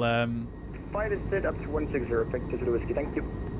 yeah, I'll then look on Flight Radar 24, realistic routes based on that airport, and then I decide from there. Generally, I look at routes where I've got scenery for it, some good scenery. I very, very rarely fly into any of the default airports. It just, yeah, I just much prefer. I've got so much scenery, I might as well, you know, figure out a route to fly into. So, yeah, that's how I do it generally. Hopefully, Arctic, hopefully. Let's see.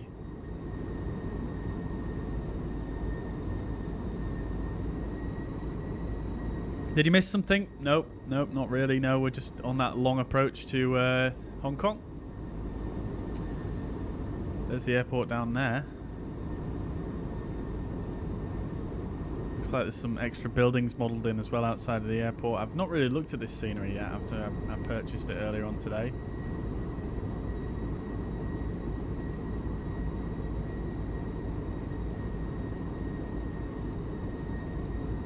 Entering 8921, descend 4,000 feet, QNH 1024, with Airlines. 74,000 feet, QNH 1024, direct Limes, Spring 8921. Right, there we go. Okay, so I'm just going to make sure that matches the sim. Oops, nope. Okay, I can't really do that right now, but never mind. 1024 is set. We'll stick with that for now. And we are direct to Limes.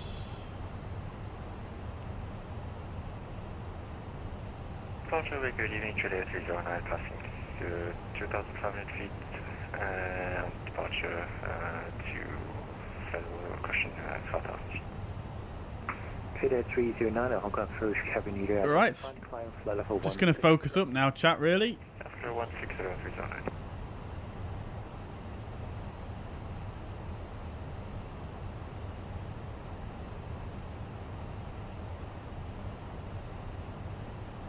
Auto brake we decided was low, didn't we? So we'll set that. And we'll do the approach checklist. Bar F is set, 102 far on both sides. Seatbelt signs are on. Minimums are 227 feet. Bar O set, and auto brake low is set. Engine mode selector is in norm. Approach checklist complete.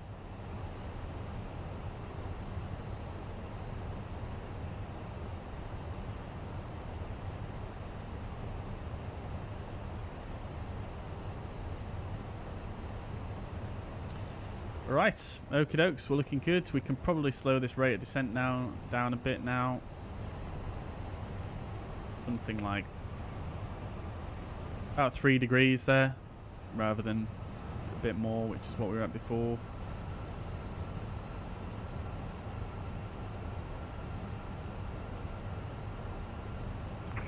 Entering 8921 from Limes via Stella, cleared ILS approach from way 07 right, report established. Via Limes and Stella, cleared ILS approach 07 right, report established, Airspring 8921. Right, lovely stuff. Good evening. I did not check whether we've got the correct speed constraints in here, but let's have a look. We should have 180 knots here at Limes. Do you have the scenery for runway 07 left? I'm able to ELS 07 left, that's clean question. Coming 12, roger. Descend 4,000 feet, QNH 1024, expect ILS 07 left. Descending 4,000 feet, ELS 07 left, that's clean question.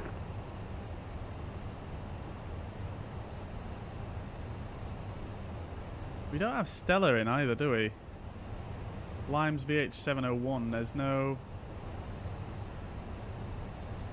Oh, we've still got 07 left in. God damn it, chats. Oh dear, this is going to be problematic. Right. Let's just see if we can wangle this real quick.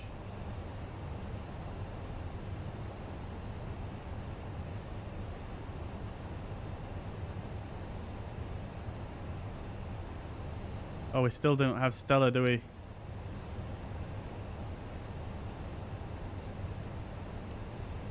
There we go. Nobody saw a thing here. Don't worry about it. Oh dear. Oh no, it's messed up my constraints as well. Oh dear, oh dear, oh dear, oh dear. Right. My bad. I completely forgot that I didn't change the FMS there.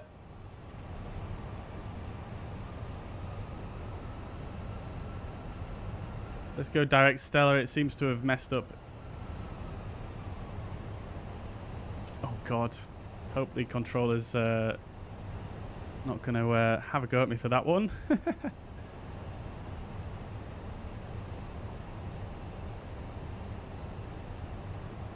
Hong Kong approach, scaling Cat231 with you, descending flight level 130. Skyline 231 Hong Kong approach identified. Oh dear, that was embarrassing. I had everything else set except for I completely forgot to change the... Oh dear, oh dear. Approach runway 07. Oh, look at that though. Brilliant. Right, let's... 231, you're not cleared yet, you expect the approach. Let's get the lights on. Probably should have had them on already. Entering 8921, turn by heading 04, Johnny runway 6 and localizer. Right heading 040, airspring 8921.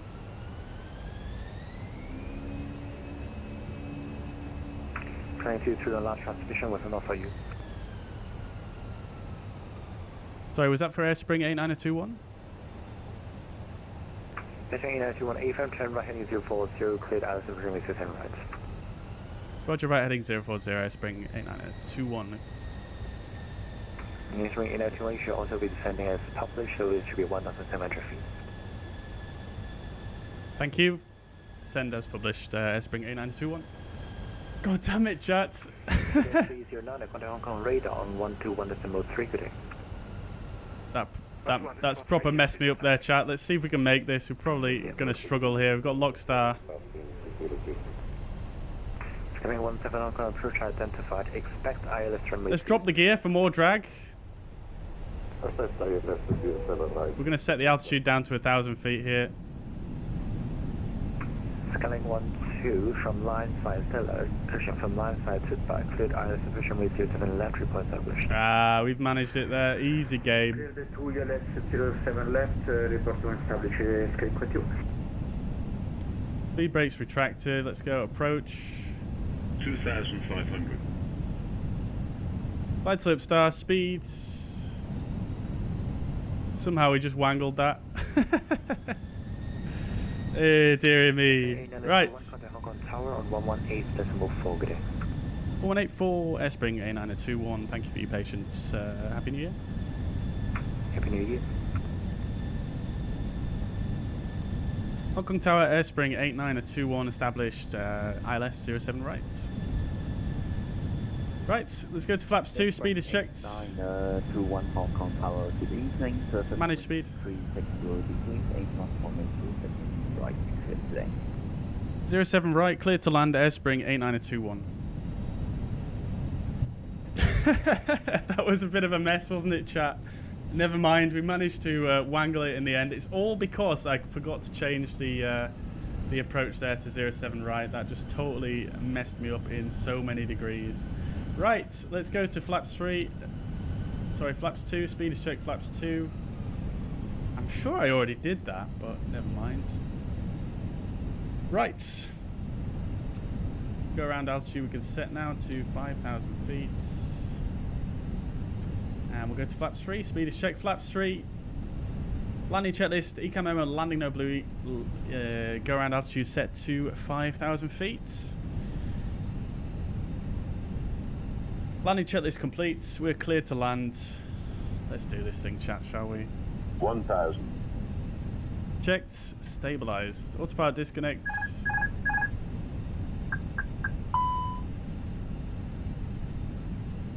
And auto thrust disconnect.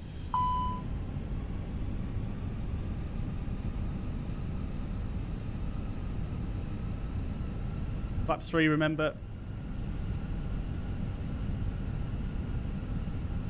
And we're looking to vacate Juliet 8.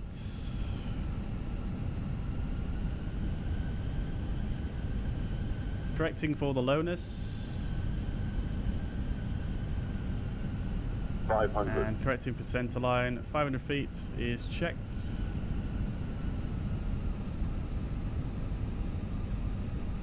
Now getting a bit high. Right, let's get this on as well.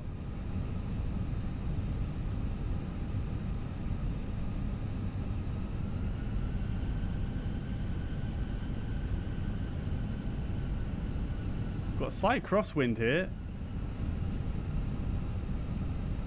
100.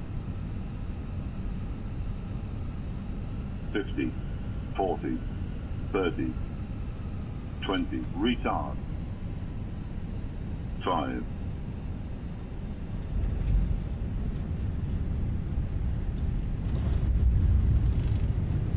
Reverse idle, reverse green, spoilers, decel. Lovely stuff. Not too shabby. What we're looking for: Juliet 8 versus stowed, manual brakes. I think I just about managed to wrangle that after such a hectic final approach there.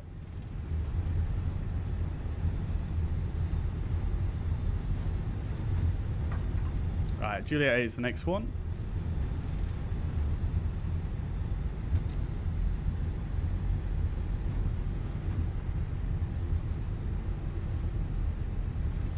Oh no, I think I've passed Juliet 8 actually. I should have been paying more attention.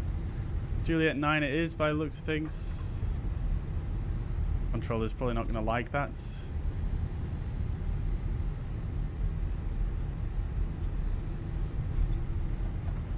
Spring 8921 is vacating at Juliet 9. Spring 8921, roger, after picking on the ground 122.55. Happy New Year, good night. Say again, frequency for Spring 8921. Spring 8921, 122.455. 12255 for Airspring 8921. Thank you. Happy New Year. Bye-bye. Right, so let's just come to a full stop there and set the parking brake whilst we deal with our after landing stuff. So 12255, which we'll go to now. Let's go ahead and get the dome light on so we can see what we're doing. We'll get the APU started. We'll get the predictive wind shear and the weather radar off. We'll get the TCAS off as well. And get the flaps retracted and the ground spoilers disarmed. Lovely. Right.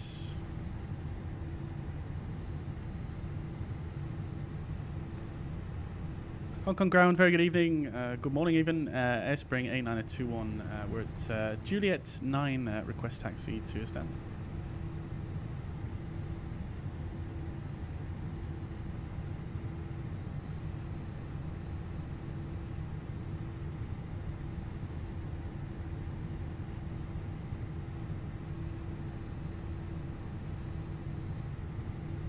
Hello? Oh, it's 12255, my bad, that's why.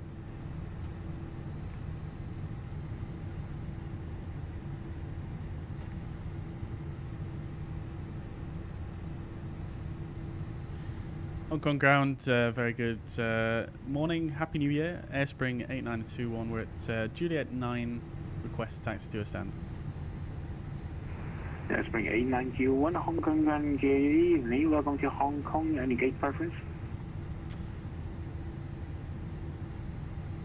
Not particularly, just maybe in front of the passenger terminal somewhere. Roger, Airspring 8921, continue straight ahead via Juliet 9, Hotel 7, to gate 043. Happy New Year, send your file. Continue straight ahead, Juliet 9, Hotel 7, stand 043, Airspring 8921. Thank you, Happy New Year. It's actually stand 043. Sorry, Sierra 43 for Airspring 8921. Right, great stuff. Should have looked at the charts otherwise, and I would have known that. Right, cool. Okay, so after landing checklist, radar and predictive wind shear are off. After landing checklist complete.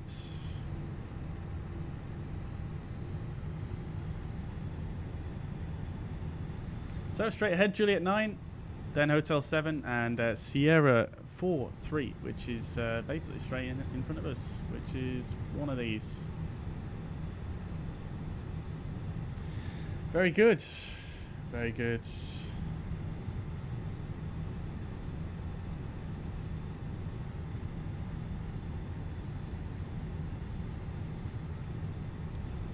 right, that was not too bad. Landing rate predictions in the chat, guys, if you want to make a prediction on how smooth or not smooth that landing was.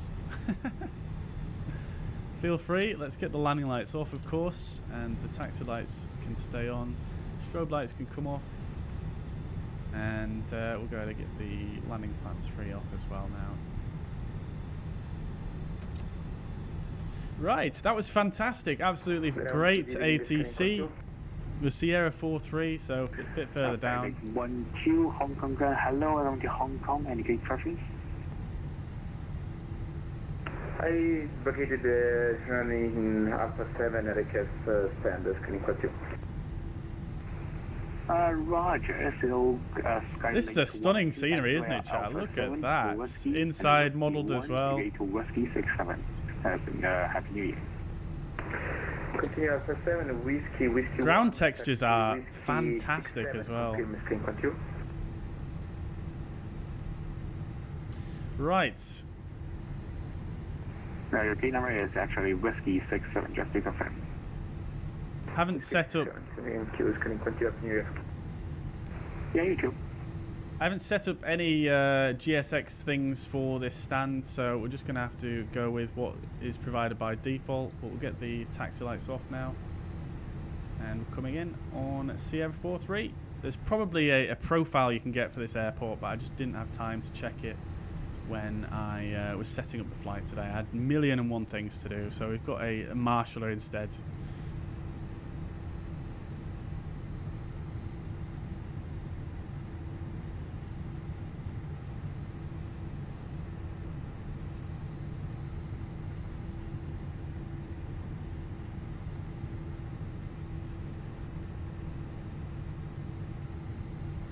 "95 feet per minute" is Matt Rasso guessing. Very good, very good. Any more predictions in the chats? I'm guessing he's probably going to ask us to stop a bit early here, so what we might do is we'll just use our own marshalling service.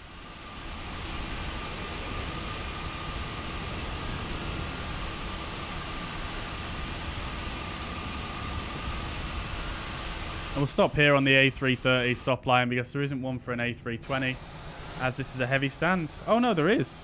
I didn't even notice this bit here. Oh well, never mind. Let's go with that. Very good. Right. Okie dokes then, chat. So APU is available. We'll go ahead and get the APU bleed on for the passengers. Let's shut down both the engines. Get the beacon light off. Seatbelt signs can come off as well. Get the fuel pumps off. Lights are set. We'll get the transponder off as well. And we'll go ahead and let's see. We'll operate. Get the jetway in place. Now, I don't know if this stand is configured properly. There are stairs there, which is unfortunate. Can we just do a quick customize?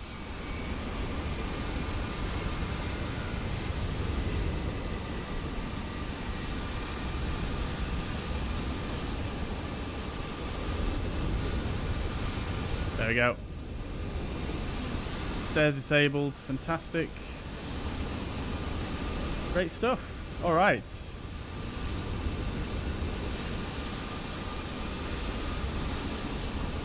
Right, let's request a deboarding. Lovely. Okie dokes. Right, so parking checklist. Parking brake on chocks. And let's do that as well. So we'll get the ground power in place and the chocks in place. We'll switch to external power. Get the APU off as well. So parking brake and chocks are set. We'll actually release the parking brake now as well, just to release. The brakes are not even hot, but we'll release the parking brake anyway. We're on chocks. Engines are off, wing lights are off, fuel pumps are off. Parking checklist is complete. Lovely stuff. Great stuff. Let's have a wave to the passengers as they deboard. And it'd probably be a good idea now to actually put the put the lights back on for you guys in the back there. Lovely, lovely stuff. Right, fantastic. Oh, the jetway's clipping through the aircraft a little bit there. That's what that is. Right. Anyways, chat. That was beautiful. Very much enjoyed that. We've got a 94 feet per minute guess. We've got a 121 feet per minute. We've got a 50. We've got a 95. Very good, very good.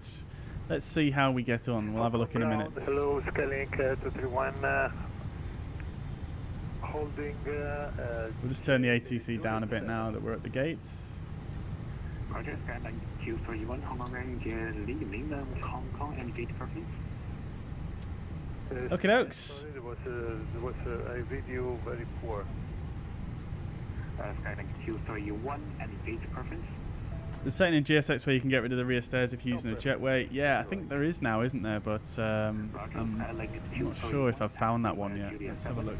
Vector, uniform 3, gate Delta 215. Oh yeah, disable rear staircases if jetway. So the thing is though, some airports do use both the jetways and the rear staircases. So I don't think I want to have that one ticked. That's the thing. Uniform 3, you say again, please, the gate. Cannot wait for the A380, having a train of A380s. Yep, very good, very good. Thank you very much, Alex. Glad you liked the landing.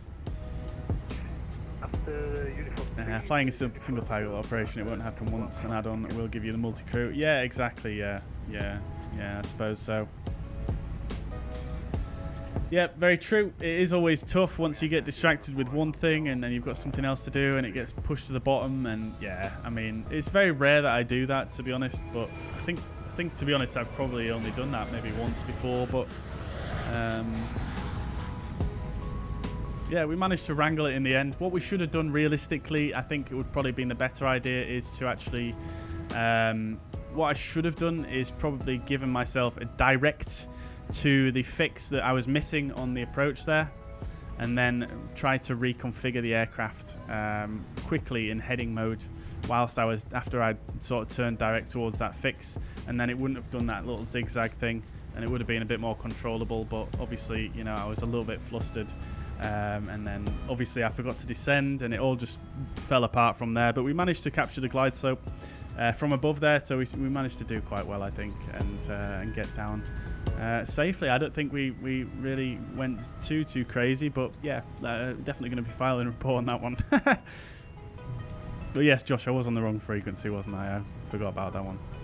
Ellis says, what was the wheel thing you had on the screen? It's some kind of add-on. Yes, it is. That's called Flow. It's a new release by Parallel 42.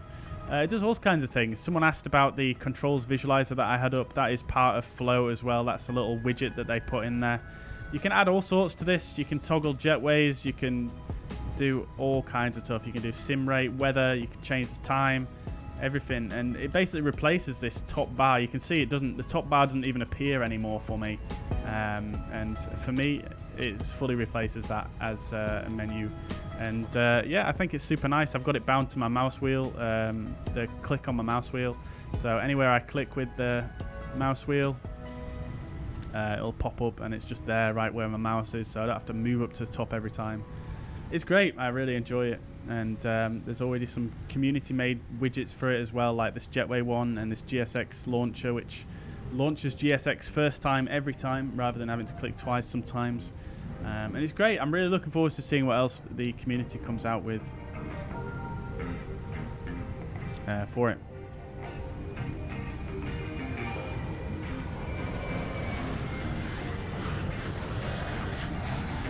Dave, welcome to the chat. When am I getting on the beer? It's nearly 2023. Yeah, soon, hopefully. Soon. My partner's working till 11 PM though, so I'm going to have to try and figure out something to do in the interim.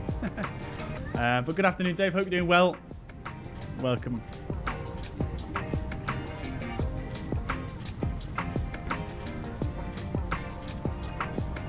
Right. Okie doke. Bruno, welcome from France. Happy New Year to you too. Hope you're doing well. Welcome indeed. Do I have Intel i7 or i9? I've got a AMD processor actually. AMD Ryzen 5 50 something or other. It's in the specs. I can't remember off the top of my head. Happy New Year, 712-7 Dan. Thank you very much. Happy New Year to you too.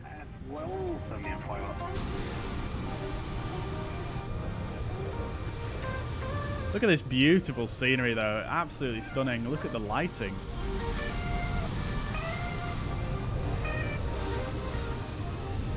Do you have a quick look around whilst the passengers are deboarding? Obviously, we need to set a custom jetway height there. Looks like they're walking through the bottom of it.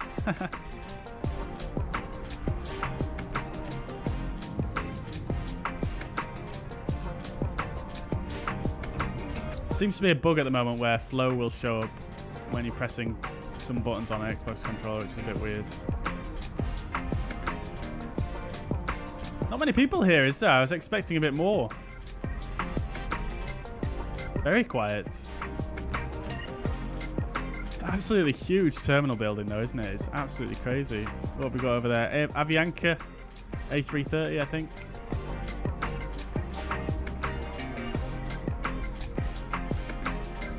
Yeah, it's a really nice scenery, this. I do enjoy it.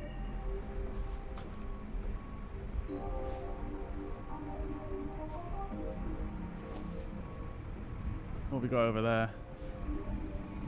Kind of ground handling or something? I don't know China too well.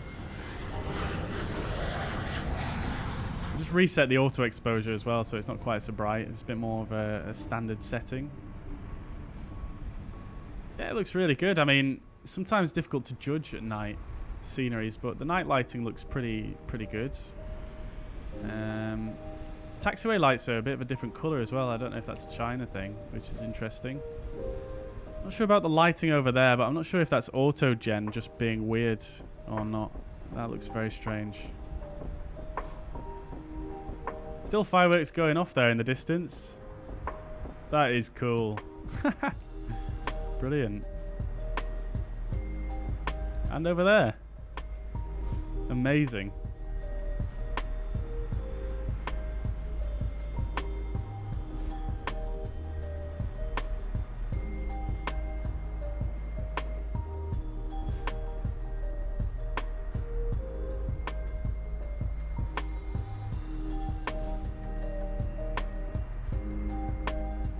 That's a screenshot right there. Lovely. Shane, Happy New Year to you too. Hope you're doing well.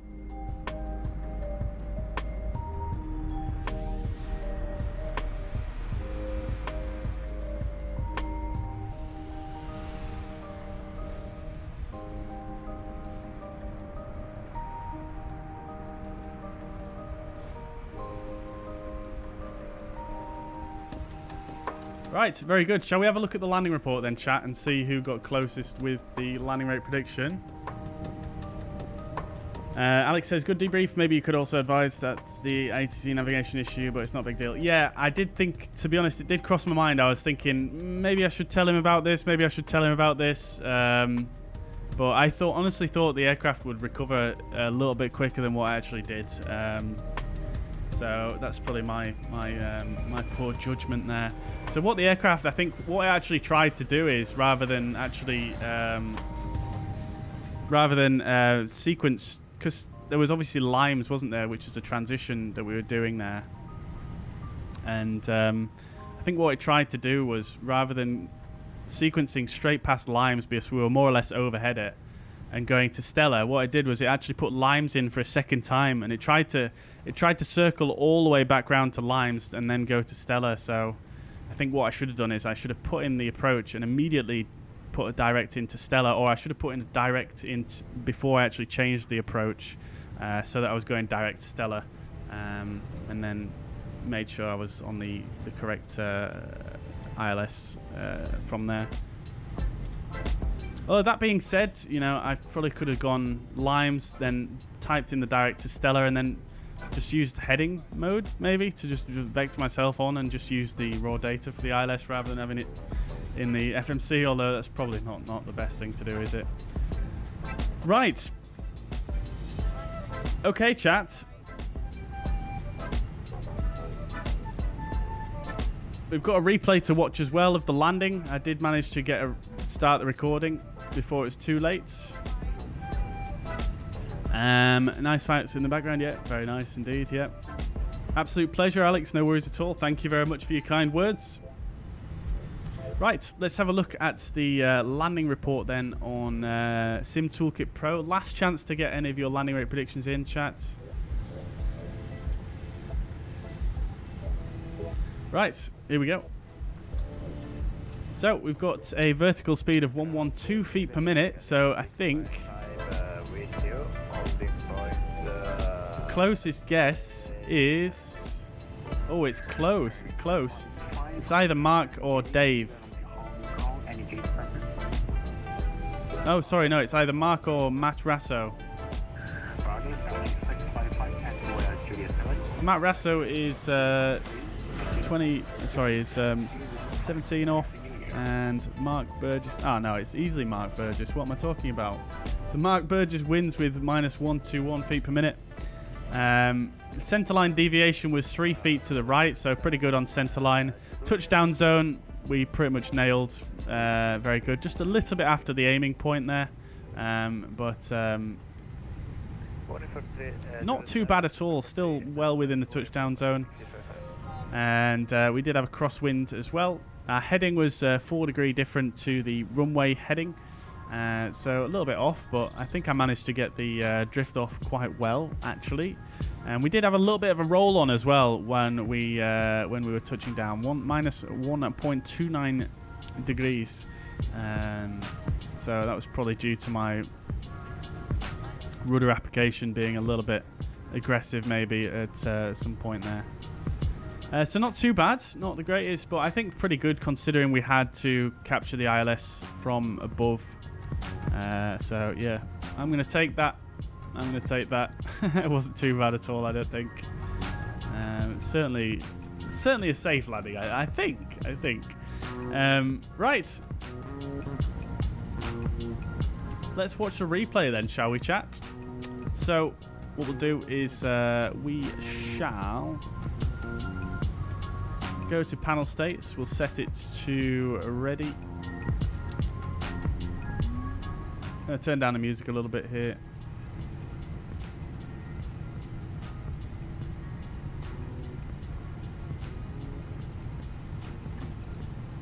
No, always blue on the side and green in the middle. Yeah, I realised that, but I just thought the actual shade of blue looked a bit different to normal. That's all. Can you confirm the census for Galaxy Traffic? Right, I'll disconnect from VATSIM so we're not annoying any controllers here. We'll set the flaps to 3 as we had on the approach.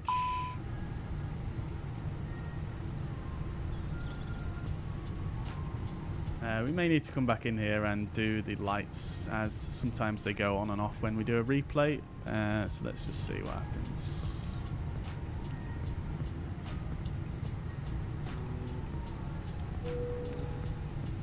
Okie dokes. Let's have a look then, chat, shall we?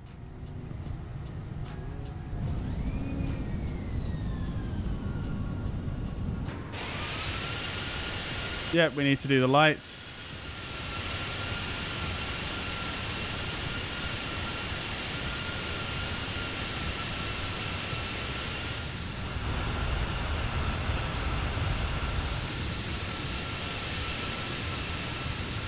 Very good.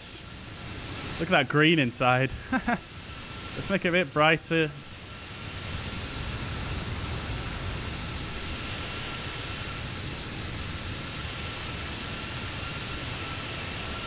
Fireworks still going off in the background.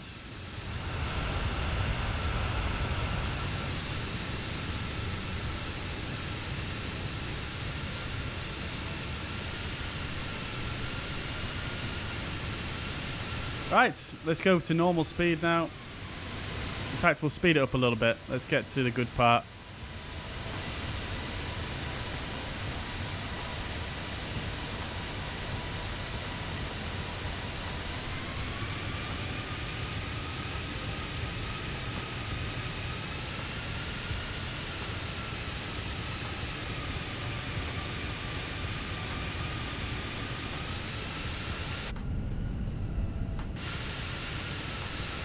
Right, here we go.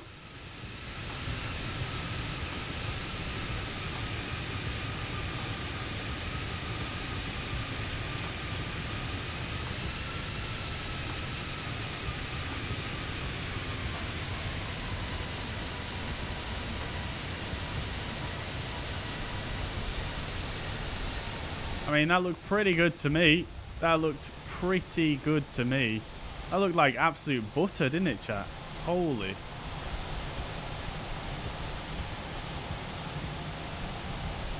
Oh, what's happened? Valanta says I was 83 feet per minute.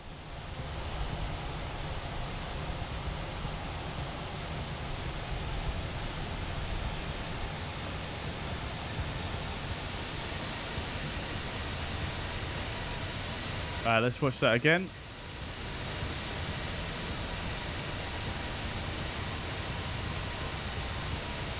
Make sure the lights are on. We'll watch it in slow motion this time.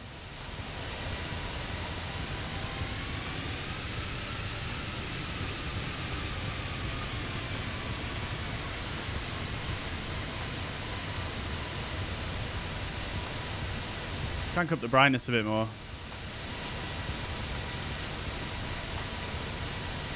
Yeah, a little bit off center line though, to be fair.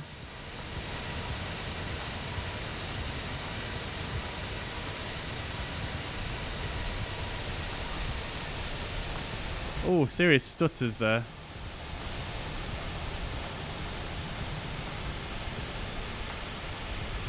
Not bad. Not bad.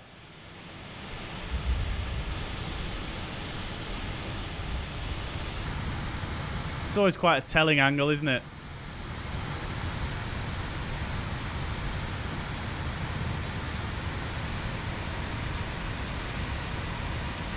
Tell you what I'm going to do, chat, though, is I'm just going to make it daytime just so it's easier to see what's going on.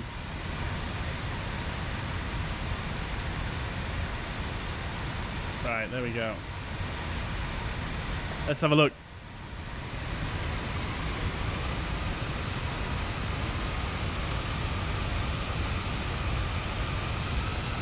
Yeah, I wasn't being that keen on looking at the speed, the wind direction, to be honest, on the landing. I was so flustered from that previous error.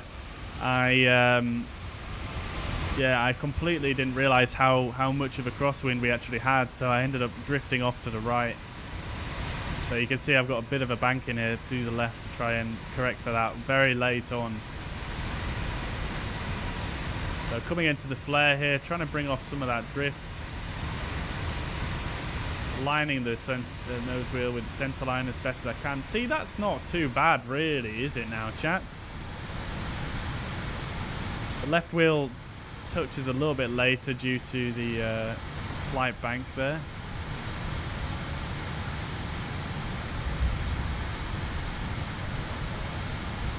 Not too shabby though, right?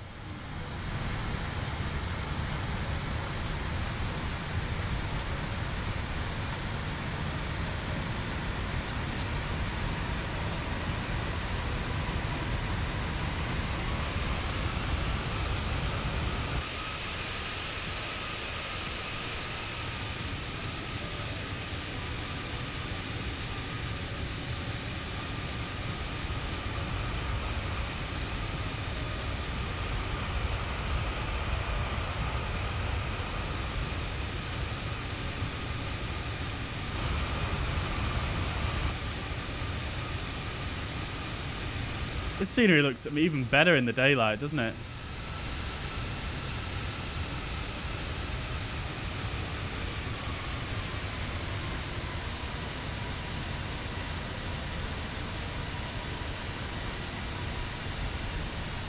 The stutters are killing me.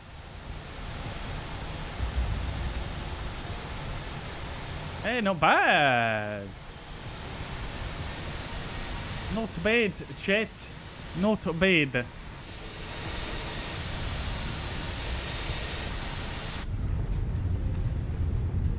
Right, let's do the classic internals.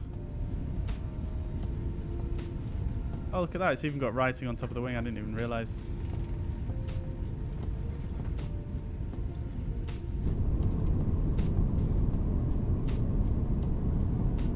Look at that flap rattling there. Love to see it. Something the Fenix team were very proud to show off when they were showing us this aircraft for the first time. Right then, chats. I think that's going to be it for me for today. A few more questions I'll answer before we go, though. GSX is kind of bugged. I don't want to trash talk them, but the P3D version was very stable. Yeah, I agree. It is a bit messy, yeah. I mean, fortunately, they've added something for the jetways now where you can actually set the floor height, which sort of resolves that issue. But again, I'm not sure how easy it is to actually work with that. I've not tried it yet, but yeah, GSX is a little bit... It feels a little bit sloppy. I mean, it does work fine. For the most part, but it does feel a bit sloppy, I won't lie. I do agree with you, yeah.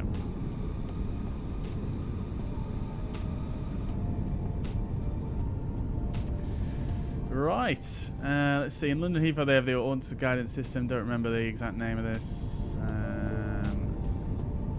Oh, right, okay. Very good.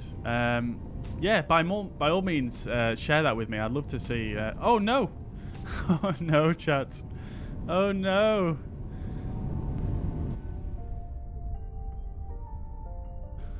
I accidentally quitted Sky Dolly. That is quite annoying, isn't it? Let's just quickly refresh things here.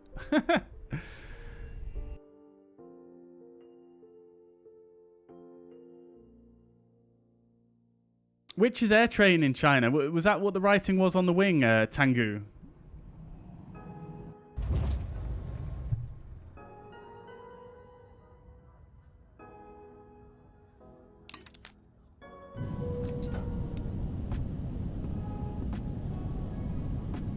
We go again.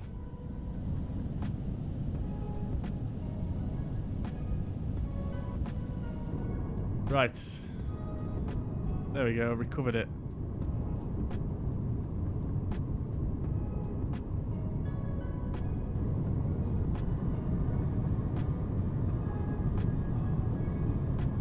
Yeah, by all means share that with me anyway, Alex. Let's see. Commentator, Happy New Year to you too. Thank you so much for tuning in and for your continued support this year. Welcome, welcome. What's so cheap there, Tangu? Sorry, I'm not following. Precise landing, good job. Thank you so much, Alex. Appreciate that. That means a lot. Matt Burgess says, I'm still happy if I get all 3 gears on the runway. Yeah, I mean, I'm the same, to be fair. I don't always do a good landing. Yeah, I've had some clangers on the stream, and to be honest, it's even worse when you're on stream and you've got people watching. Right, guys. Ryan, welcome to the chat as well. Welcome. I hope you're doing well. Okie dokes then, chat. That's going to be it from me for today. Thank you very much for watching. Before I go as well, what I will say is thank you so much to all of you who have been supporting the channel this year.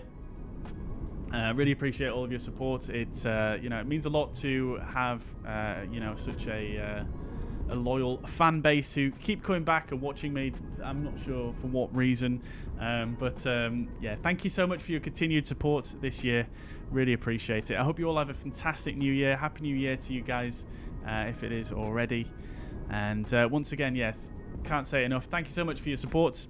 Don't forget to vote on the there's a pinned comment in the chat as well.